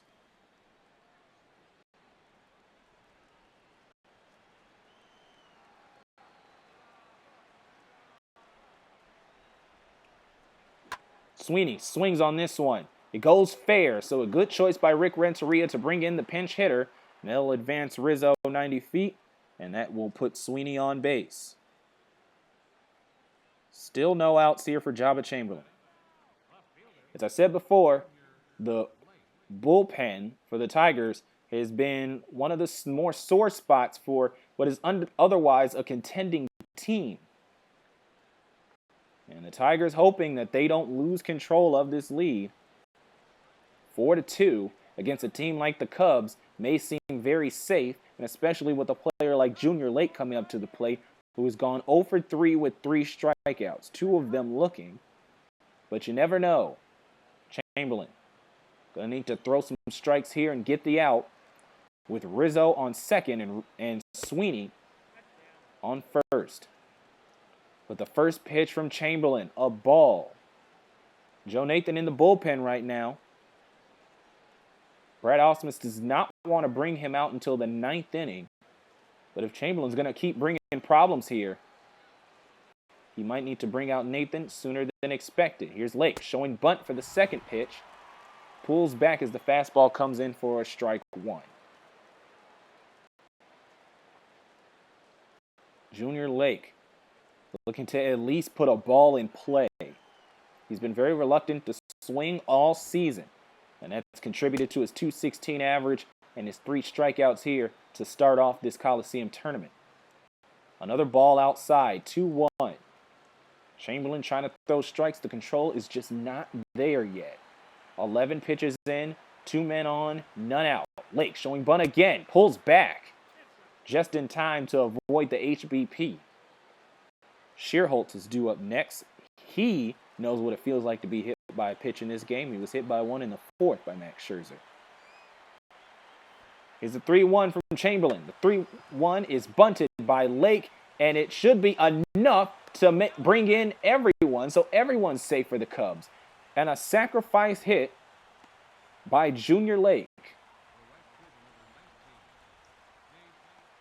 Rick Renteria would have been just fine with Lake laying down the bunt and then getting the out. But as a bonus,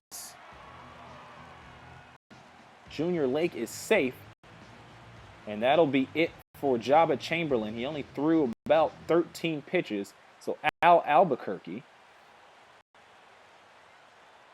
will come out and try to close things out. So Joe Nathan still waiting in the bullpen.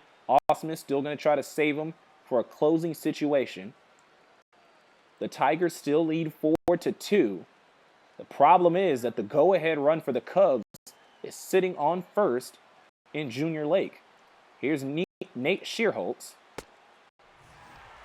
and he'll take the 2-seamer in there for strike one. Albuquerque has a big hill to climb. I'll say that, a big hole to dig out of. And whatever other idioms and cliches you can come up with, it's not good for Al Albuquerque in the situation that Jabba Chamberlain has left him in. But he's looking good so far against Scherzer. He is ahead 0-2.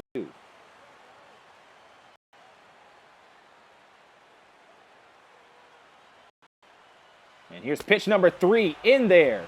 3 pitches to start off his outing, and 3 strikes lead to the first strikeout since the 7th inning, since Ian Kroll laid it down. And so finally, out number 1 for the Tigers as they're trying to keep things alive. But as I said before, Junior Lake is the go-ahead run for the Cubs, and Wellington Castillo is up at the plate. He's gotten some balls up in the air. He's flown out to the outfielders in 2 of his at-bats. He flew out to center in the 4th and flew out to right in the 6th. But a well-placed ball can put the Cubs on the board with at least 1 run. There's 2 in scoring position. Tying run is Ryan Sweeney, just across from us on our screen, standing behind Al Albuquerque. And now taking the lead off of second. 1 ball and 1 strike to Castillo. Here comes the pitch inside, and he swings on it anyways. Looked like Castillo was trying to go for it all in one swing, but he was jammed badly. Albuquerque trying to work out of a bases-loaded jam. And this one put in play, collected by Cabrera. They'll get the out at home, and they won't get the out at first. So the bases will remain loaded, but Miguel Cabrera with the heads-up play, good baseball IQ to go for the out at home. So that will keep it at 4-2 with 2 outs, but the bases still loaded. That's Rizzo out, 3-2. And Castillo is on a fielder's choice. And here is Luis Valbuena up at the plate. He himself with 2 strikeouts. And he's grounded into a double play, a 4-6-3 double play back in the 4th. once again dealing with bases loaded. And the first pitch in there, a sizzling fastball for strike one. The Cubs have left 8 runners on base. The Tigers, not too much better behind at 5, but the Cubs, this is very crucial because they could get into double digits if Al Albuquerque can get out of this jam. Sweeney's on third. Lake is at second. And both of those runners are the responsibility of Jabba Chamberlain. Castillo at first. That's Albuquerque. But the way he's pitching here against these Cub batters as we head into the latter part of the order, I don't think he'll have to worry about that. 3 hits, but still no runs given up for Jabba Chamberlain or Albuquerque. But Albuquerque just behind here, 2-1. Valbuena looking to put one in play. He'll take the fastball. That one up there for ball 3. 3-1 count with Alcantara waiting in the wings. A very big inning in a very big situation. It's gotten tense here in Detroit in the opening game of the Coliseum Tournament. And Valbuena stays alive as he fouls one directly back, runs the count full. Oh, this is a good one here. 2 out, bases loaded, 3-2 count. It's Albuquerque time. The pitch is in there, but it is a walk. He walks in a run. So it is now 4-3 as Ryan Sweeney, the pinch hitter, comes home. And we'll take a look at that last pitch just above the zone. And that's got to hurt for Al Albuquerque. But as I said before, that run is the responsibility of Jabba Chamberlain. And there's only one more run that Chamberlain would be responsible for that's currently on third. But in the meantime, Castillo is on second. And everybody going for it there as Alcantara laid down the bunt. Valbuena is on first. Alcantara at the plate. Castillo at second. Lake at third. Swing and a miss on the slider. So Albuquerque, though he has surrendered a run, though not against his record, he does have the opportunity to get away without much damage. Here's the 0-2, swung on and missed. And there's the strikeout there. It's only 1 run surrendered by the Tigers bullpen. It looked like a lot of trouble, but 3 runners left on base for a total of 11 for the Cubs. The Tigers going to look for some insurance in the bottom of the 8th.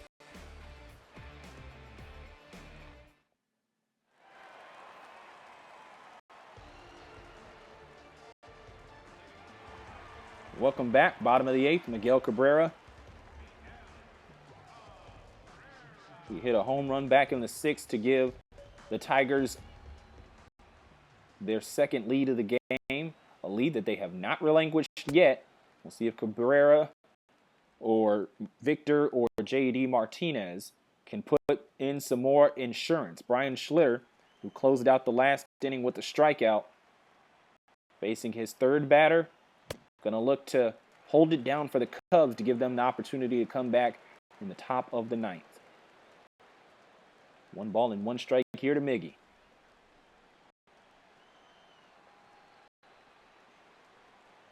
Comes set. And the delivery. And Cabrera puts out is complete. For out number 1. That is the first time today that Cabrera will not reach base. We have seen a very good, admirable defensive performance from Alcantara. The rookie has not been shaken when it has come to flashing the glove at second. But here's Victor Martinez, the designated hitter, 2 singles to his name and a fielder's choice that he was out on.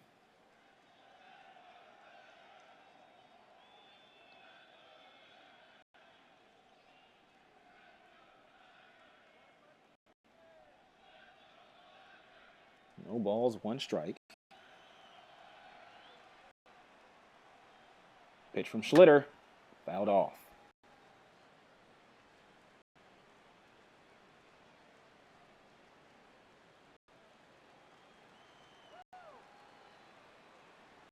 Oh, 2 count. From Schlitter to Martinez. Fastball on the outside half. 1 ball, 2 strikes.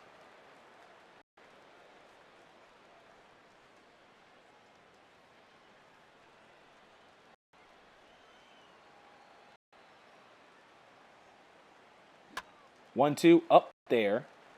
Martinez chases it upstairs and fouls it off. Brian Schlitter, 4 batters in before he finds himself in a duel. And he pitches a slider inside, runs the count to 2-2.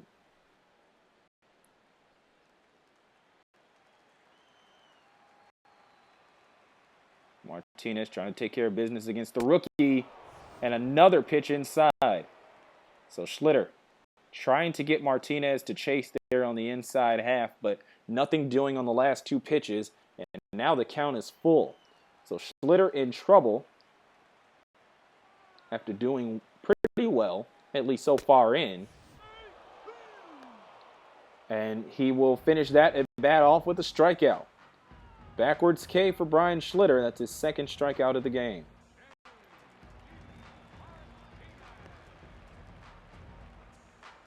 So Schlitter will need 1 more out to put the Cubs in the Cubs offense in the driver's seat.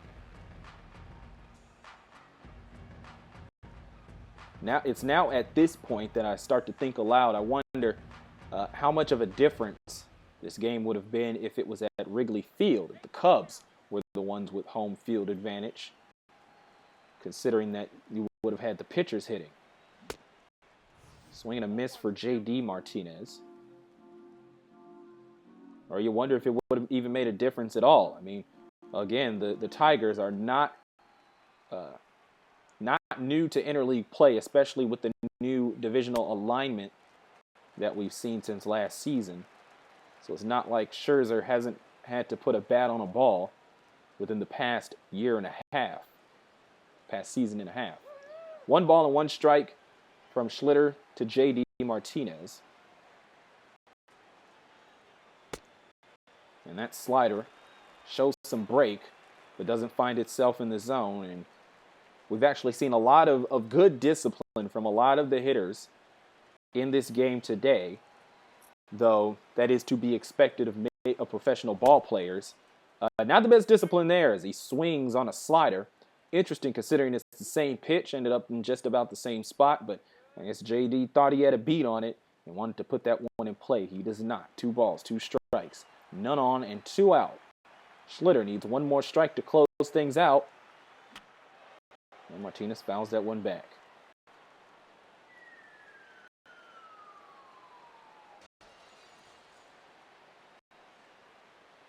Here's the 2-2 again. Fouls that one as well. Trying to run up the pitch count here against the reliever, Brian Schlitter. He's a young guy too, so you wonder how much stamina he'll really have. This one put in play, lines down the right field line, and that will be good enough for a double. Schierholtz was able to collect it, but then once he had to turn around, Martinez already was making his way for second, and that's a double. That's the first extra base hit we've seen from a Tiger since Cabrera's triple back in the first. Or I suppose that you could consider Cabrera's home run back in the first as extra bases. But otherwise, my point still stands. Not a lot of extra bases, but some key ones here as Martinez is on with 2 outs, and here comes Torrey Hunter.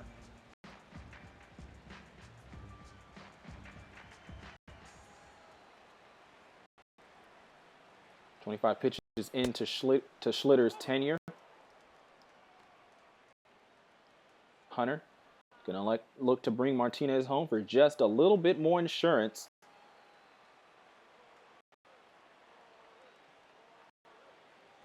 "0-1 popped up in the air and drops right in front of Bonifacio. That will be enough to bring home J.D. Martinez as he will slide right past Castillo to make it 5-3. So the Tigers, off of the RBI single by Torrey Hunter, reclaim a 2-run lead. Really making sure that they can close out the Cubs and take them down into the losers bracket. So that's it for Brian Schlitter. He couldn't close it out. He had 2 outs, but just couldn't get the third one. It'll be up to Justin Grimm to take care of business there. Hunter on first is the responsibility of Schlitter.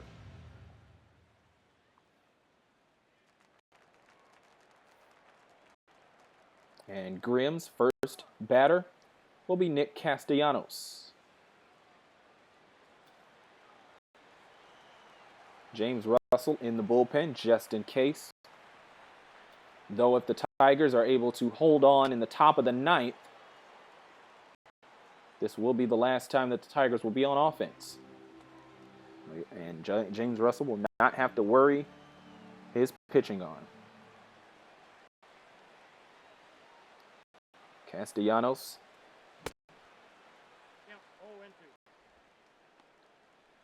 His surname going back to the Latin roots with the 2 L's creating a Y sound down to his last strike.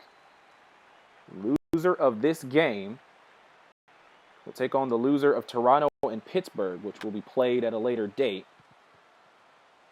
But Castellanos gets this one up in the air. Easy pop-up to Castro to close out the inning. So Grimm does get the out. But will we see the Cubs back on defense? We'll have to find out. 5-3 heading into the top of the 9th.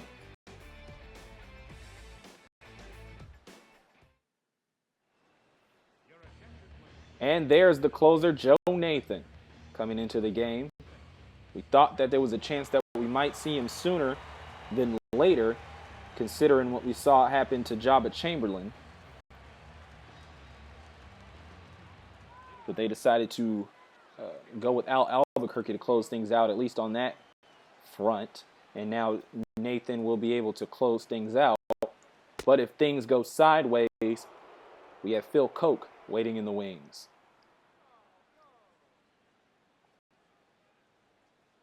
But we've seen Nathan close out many a game in his career. So if you're a Tigers fan, might not be much to worry about. Bonifacio lays down the bunt, but it fouls off. He got to it kind of late, so he has to pay for it there. Here's the 1-1, and he'll swing at that one fully and foul it back.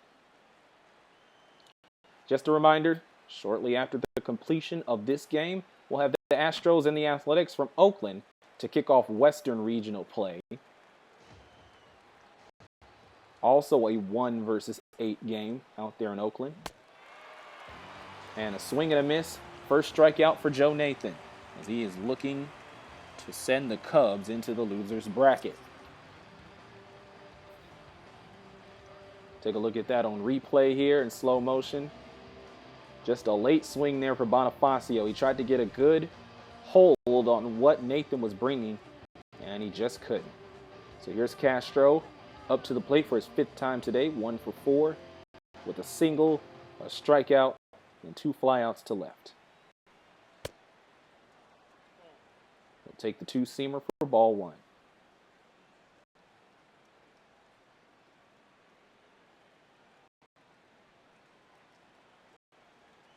I said before, winner of this game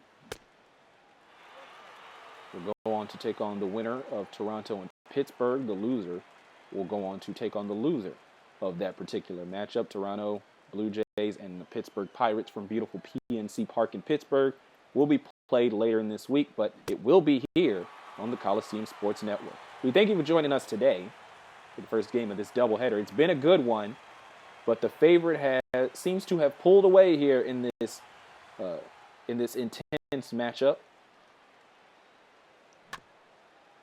Breaking ball drops, but Castro able to reach for it and foul back. Here's hoping that all of the games in this tournament, all the way to the final game of the best-of-5 championship, is just as competitive as this one. 2 balls and 2 strikes by Joe Nathan. Looking to close things out here in the top of the 9th. Base is empty with 1 out.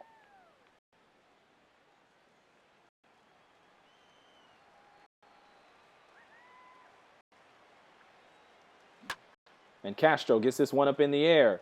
And this one will drop unscathed into right center field. Austin Jackson will be the one to chase it down. And Castro with enough leg to pull out a triple. And so that, my friends, is the first extra base hit that we have seen from the Cubs pretty much the entire game, except for that home run by Rizzo, where, of course, he touched them all. So a crucial triple here for the Cubs. They're down by 2 runs, so a tall order against a closer such as Joe Nathan. But we'll see what they can finesse this into as Anthony Rizzo will come up to the plate.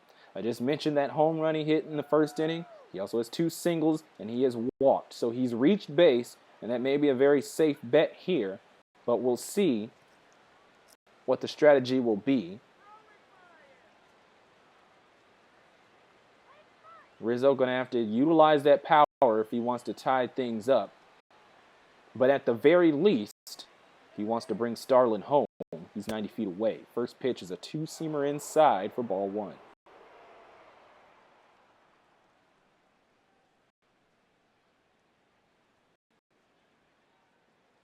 Sonny Gray, Dallas Keuchel, the pitching probables in the next game coming up here on the Coliseum Sports Network. Slider inside. 1 ball and 1 strike. Runner on third with 1 out.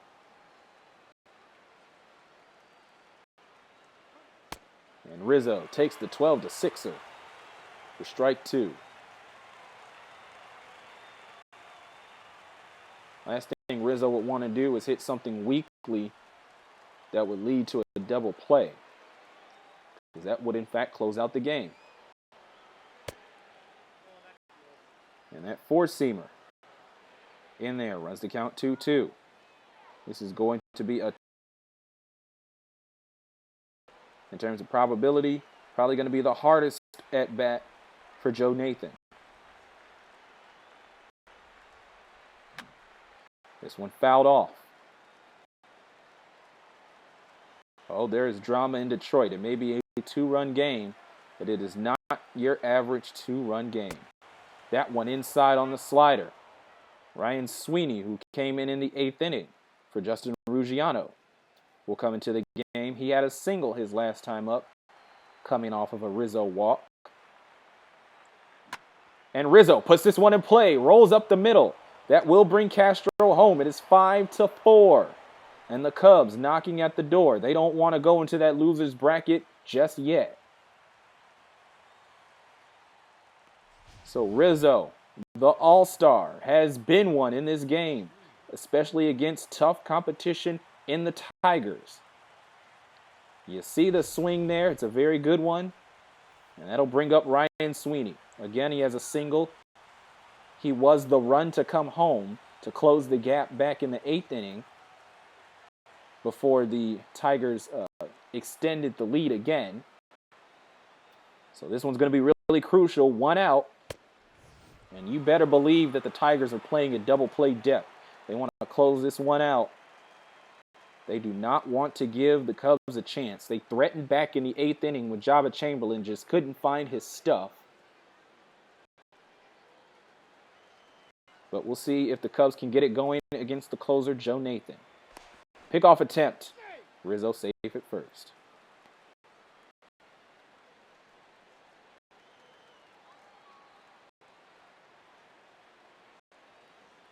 Rizzo, who's currently on base, when he reached on a walk back in the 8th, he did not make it home. He was not the run because he was out on a 3-2 putout to prevent the run, at least for the time being. 0-2 count. Nathan putting this one in, takes the pitch inside. So that keeps Sweeney alive here in the inning.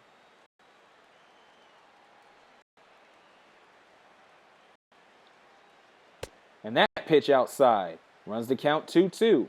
So Nathan seemed to be cruising in this at-bat against Ryan Sweeney, but can't get him to chase on those last 2 pitches. We'll see what's up the sleeve of the battery of Nathan and Avila. Gonna need to come up with something quick. Here's the 2-2. And that one fouled off. 2 balls and 2 strikes. Sweeney looking to keep things alive. There's still 1 out, so the Cubs still have a little hope. But I'm sure Rick Renteria and his Cubs want to get things going now. Takes a pitch inside. Runs the count full. Junior Lake, who got on with a bunt single back in the 8th.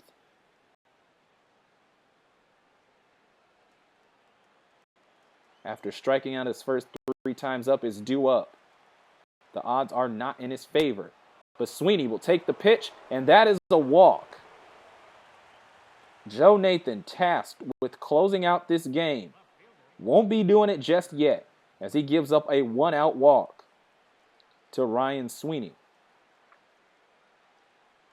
So Rizzo on second, Sweeney on first for Junior Lake. Again, first 3 times up, Lake struck out, but in the 8th, he gets on base for his first time. I've been making much of the fact that he comes into the tournament batting .216, and that he has been very reluctant in this game to put bat to ball. But they're going to need him to do it here if he wants to keep the Cubs in this. Swung on and missed. So he swings, but he's unsuccessful, and now he's facing an 0-2 count. Nathan looking for out number 2. Trying to take some pressure off of the defense. Here comes the 0-2. Lake goes for it, hits it, and it will drop into left center field. That will bring home Rizzo, and that will put Sweeney at third. It is tied at 5. Man, what an important hit at an opportune time for Junior Lake. And we'll look at it again on the replay. A good a time as any for Junior Lake to find his swing. And he will bat in a run when the Cubs need it most. So the save is blown by Joe Nathan, and I said that if things go sideways, Phil Koch is waiting in the bullpen. And here he is. 0-5 record in 49 appearances last year with a 5.40 ERA. Let's hope that those numbers aren't indicative of what happens for the Tigers, at least for the Tigers' sake. Here's Nate Schierholtz, 0 for 2 today. A walk and a hit by pitch. Those are the 2 ways that he's reached base. But he has struck out, and he's grounded out. But he's going to need the hit here.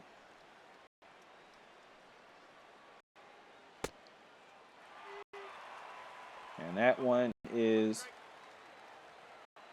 a strike on the fastball. Koch going to need to deliver the stuff as best as he can.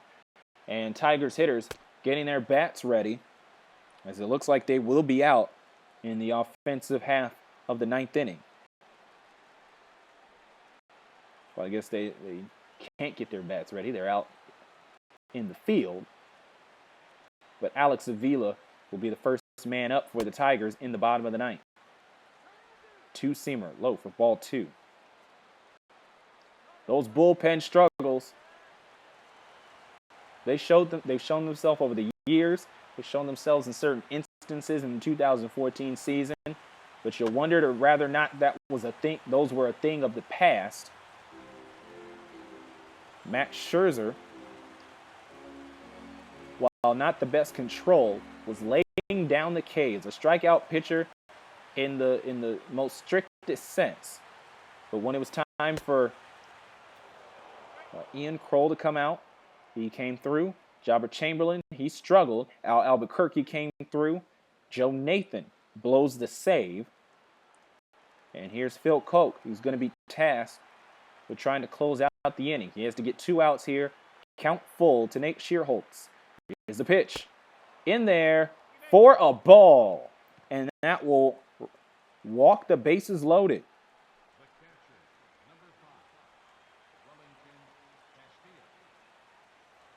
So we got Sweeney at third. We have Lake at second. We have Schierholtz at first. And we have Wellington Castillo.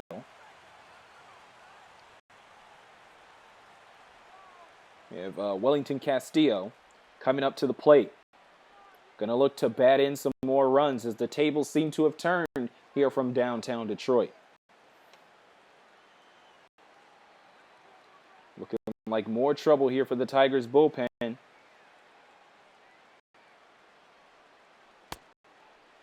And the changeup outside for ball one.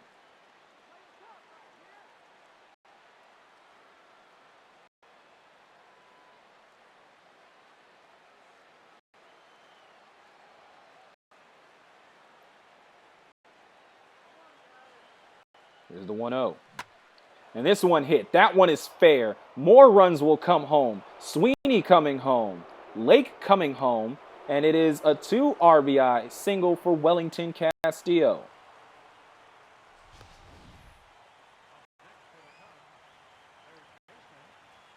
Oh, and it is not looking good here for the Tigers. A game that seemed well in hand. The offense was flowing for the Tigers, but things have changed here as the up-and-coming Cubs have found their offense late in this game. It is now 7-5.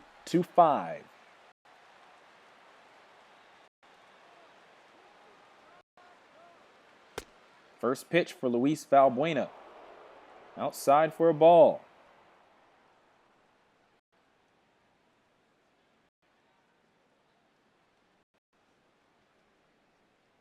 Seven to 5, 1 out, runners on first and second. Cubs, now they're the ones looking for some insurance runs when it was all good just a half inning ago. 4 runs given up here in the top of the ninth by the Tigers.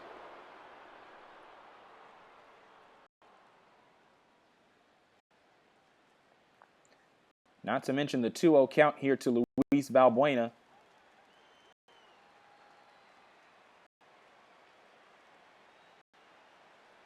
Here's the 11th pitch from Koch.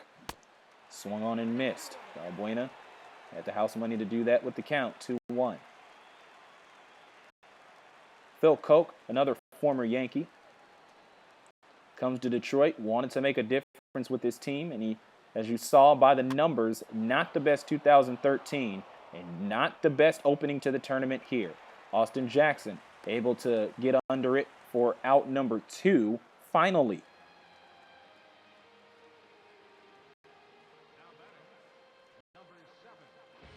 And the mood has changed as the sun has started to set here in the Motor City. Here's Arizmendi Alcantara. He has a single, and on that single, he eventually came home. He also struck out. 7-5 Cubs. He's looking to put some more runs on the board because just like with the Tigers and the fact that they've blown the lead, just because it's a 2-run lead doesn't mean it will be safe in the bottom half of the ninth. Scherzer still at second. Castillo still at first. 1-0 count with 2 outs to Arizmendi. Really looking to come through. Puts this one high up in the air. Traveling. Jackson looks to be under it. Several feet from the warning track. And the inning is closed out with 2 consecutive flyouts to center. But man, what an implosion by the Tigers bullpen. And now the offense will have to get them out of trouble.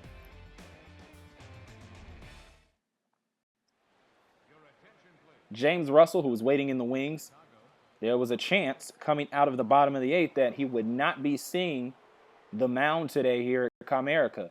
But it looks like he will. And his first batter will be Alex Avila. Alex Avila has one of the lowest batting averages of the starters in this game. And yet it will be up to him to lead off a rally for the Tigers to get this lead back, either to send it into extras or to get the comeback win in walk-off fashion. And how much fun would that be? It has definitely been a fun game here from Detroit, unless you are a Tigers fan, at least late. 0-1 from Russell. Broke a little bit. Avila got a piece of it and fouls it off. 0-2. Here comes the 0-2 again. Swung on and missed. Strikeout for James Russell to start things off in the bottom of the 9th. Just like that, the witching hour getting ever closer. However, for the Cubs in the top of the 9th, that's exactly when we started to see things get going for the Cubs. So lefty James Russell got his one guy out. Russell playing the role of loogie. Kind of surprising me. I figured he was just going to be in here to close things out, but it'll be Hector Rondon, the righty, who will get things going here, and he is in a save situation as Eugenio Suarez will come up to the plate. So as long as Rondon hangs on for the final 2 outs in this 2-run game, he should end up with the S next to his name.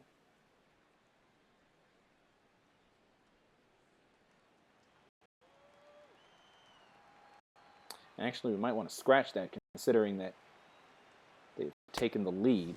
We'll see who the winning pitcher will be and if there will be a save. But for now, it's a 1-1 count to Eugenio Suarez. We do know for sure that if this game closes out, the loss will be in the hands of Joe Nathan. Or pardon me, it will not. That'll be Phil Koch that'll be tasked with the loss. Maybe I should just wait and see the results. How about that? 2-1 count to Eugenio Suarez. 7-5. There's a 4th pitch from Rondon. Swung on and missed. Breaking ball has Eugenio looking silly. He's single back in the 7th.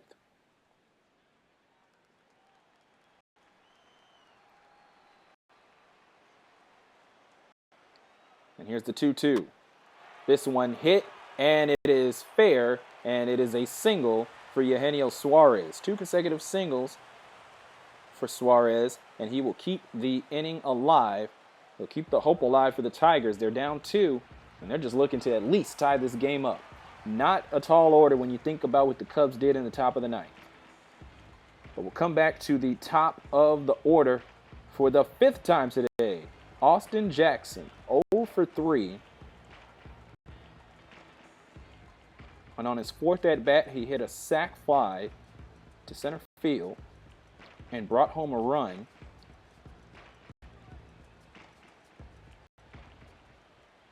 Which at the time was the go-ahead run for Detroit. There's the first pitch in there, 2-seamer for ball 1. It's a little too low there for the umpire's liking. Let's look at Rick Renteria. Probably very pleased with how the offense was going. It was touch and go throughout the game. We saw some flashes of it, including that home run by Rizzo. But things really got going here in the latter half of the game once the Cubs were able to beat up on the Tigers' bullpen. Rondon for the Cubs bullpen looking to be in control here. Has yet to get it out. Allowed Suarez to get the out.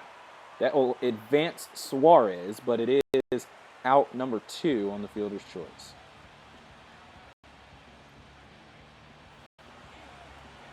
And here is Ian Kinsler. Final strike here. Or final out here for the Tigers. Ian Kinsler. 11 home runs coming into this tournament. He needs one of those to tie this game up at 7. He'll foul off the first pitch he sees to Rondon.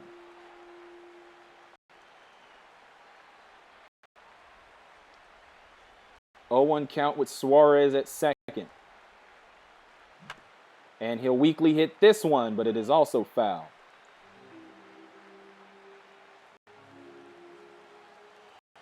So the mandate is clear. Swing away.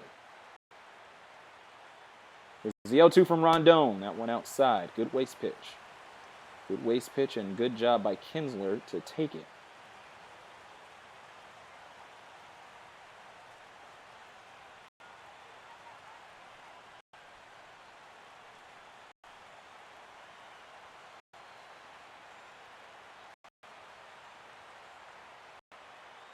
And there's the 1-2, reaches outside, the slider for the strikeout, and the Cubs come back in the top of the 9th to get the win at Detroit. An amazing ball game. And that will move the Cubs into the winner's bracket to take on the winner of Toronto and Pittsburgh. And the Tigers, of all teams, will have to go into the loser's bracket and work their way back to the possibility of winning the Eastern region. Already behind the 8 ball with that loss. It's 2 and you're out in this double elimination regional pool. What a tough loss after a good offensive game from the Tigers' bats. But the bullpen just could not close things out. The Cubs bullpen absolutely could. We hope that you enjoyed this game. It's a fun one. And here's a look at the stats once again, a look at the line score. And you see the top hitters. The winning pitcher is Justin Grimm. The losing pitcher is, in fact, Joe Nathan. So I did happen to get that right there. And we'll wait here for the top player of the game. And I don't think there's much of a doubt on who it is. Anthony Rizzo got a home run, 3 RBIs, got on base every time, and he was just important for the Cubs to get the win. The All-Star, the reigning NL Player of the Week, just keeps on chugging along. We'll take a look at some of the highlights here. He is the top player of the game again. I hope that you enjoyed this game. Following the completion of this one, now that it is complete, hope you stick around for the Houston Astros and the Oakland Athletics coming up shortly after this. But for now, I am Raymond Sims saying goodbye from Detroit. The Cubs get the come-from-behind win 7-5. This has been the first game of the Coliseum Baseball Tournament on the Coliseum Sports Network. Thank you for watching. Have a wonderful day.